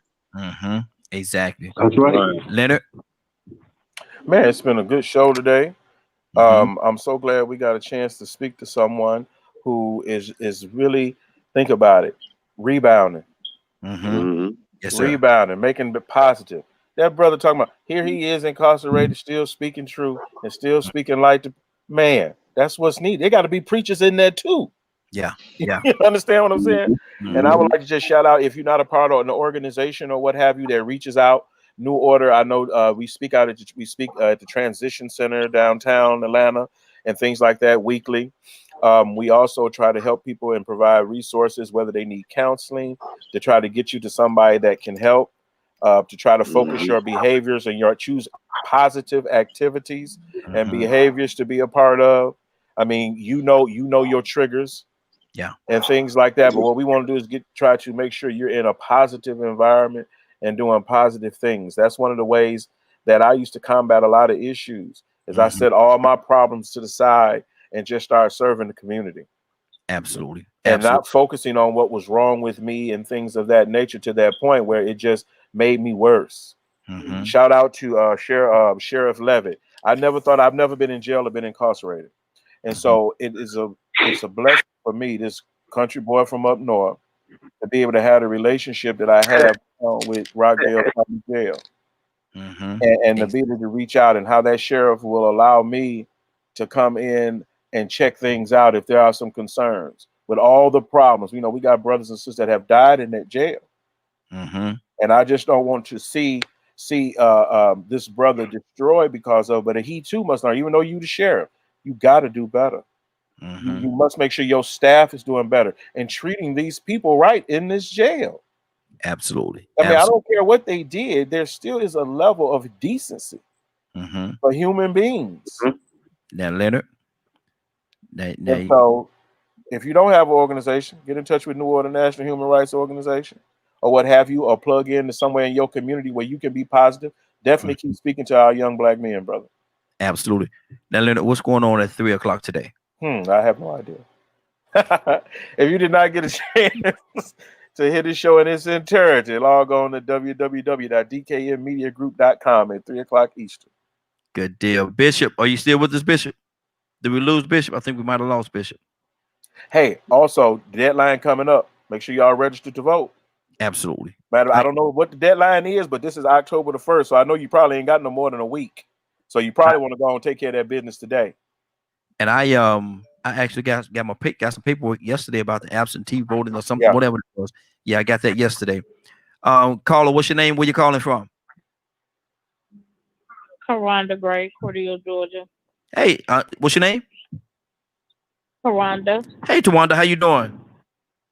I'm well. Good deal, good deal. We're about to conclude, but I wanted to take your call. Anything on your heart before we get out of here?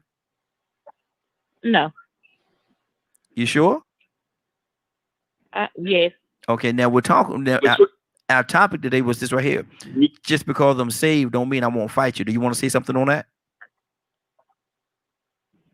No, I'm just gonna listen for a while. Okay. No, well, we're going to end. We end at 10, but we went a little bit over today, and so we're about to get out of here. But I definitely appreciate you calling in, and call back. We're here every day, Monday through Friday, from 7 o'clock until 10. Okay. Okay. Mr. Raheem, before she get off the phone, Mr. Raheem. Yes, sir. Before she get off the phone, I would like to say something to her. Thank you for calling in, and I did place that number out on my social media site platform for everybody in Cordele to call in and discuss most of those issues that we had. And I want to thank you, Mr. Raheem, for allowing us from Cordele, which you will hear from us again. Absolutely. As a collective, as a whole. Yeah. Monday morning, I have to be to court for the court case. So I'm trying to get everyone to attend, support, etc. So thank you for calling in, sweetheart. Good deal. And that's Charles, right? Yes. Okay, Charles. I'm gonna call you after the broadcast anyway. I'm definitely gonna call you after the broadcast because I want to have a conversation with you, brother. I want to have a conversation with you. So if you don't mind, I will be calling you if that's okay. Thank you. Yes, sir. Yes, sir. Leonard, pray us out, brother. Dear Heavenly Father, once again, we'd like to thank you for allowing us to come together, talk about those issues and things that we go through as Christians. Please continue to strengthen each and every one that had participated in this call. I'd like to ask a special blessing for those who have been dealing with this criminal justice system. And it seems as if the devil is constantly trying to pull them back. Instill with them that greater is you that is within them than he that is in the world. Continue to guide and protect them. Help them to make the best decisions for the rest of their life so they can be free and free indeed. These and other blessings we ask in Jesus' name. Amen. Amen. Amen. Good deal. Good deal. We're about to get out of here for today. I want to thank everybody for joining us. And more than that, thank you for allowing DKM Media Group and associates to be a part of your morning. It is now 10:09. You're about to exit the morning glow. But before you go, I want you to do me two favors, if you will. One, I want you to continue to pray for us because we're certainly praying for each and every one of you. Number two, why this is real simple. I want you to go out there, find somebody and give them a hug because you'll never know. It could be the only hug that they get, or it could very well be their last. Love you. And ain't nothing you could do about it. Have a great day and a better tomorrow. We shine some of this light in you from the morning glow. Take it out there into this wicked and cruel world that we live in. And let your light so shine. And do me a favor, if you don't mind, find somebody and give them some love. You just might find some love in return. You'll have a great day. Love you and love each other. All right. Thank you.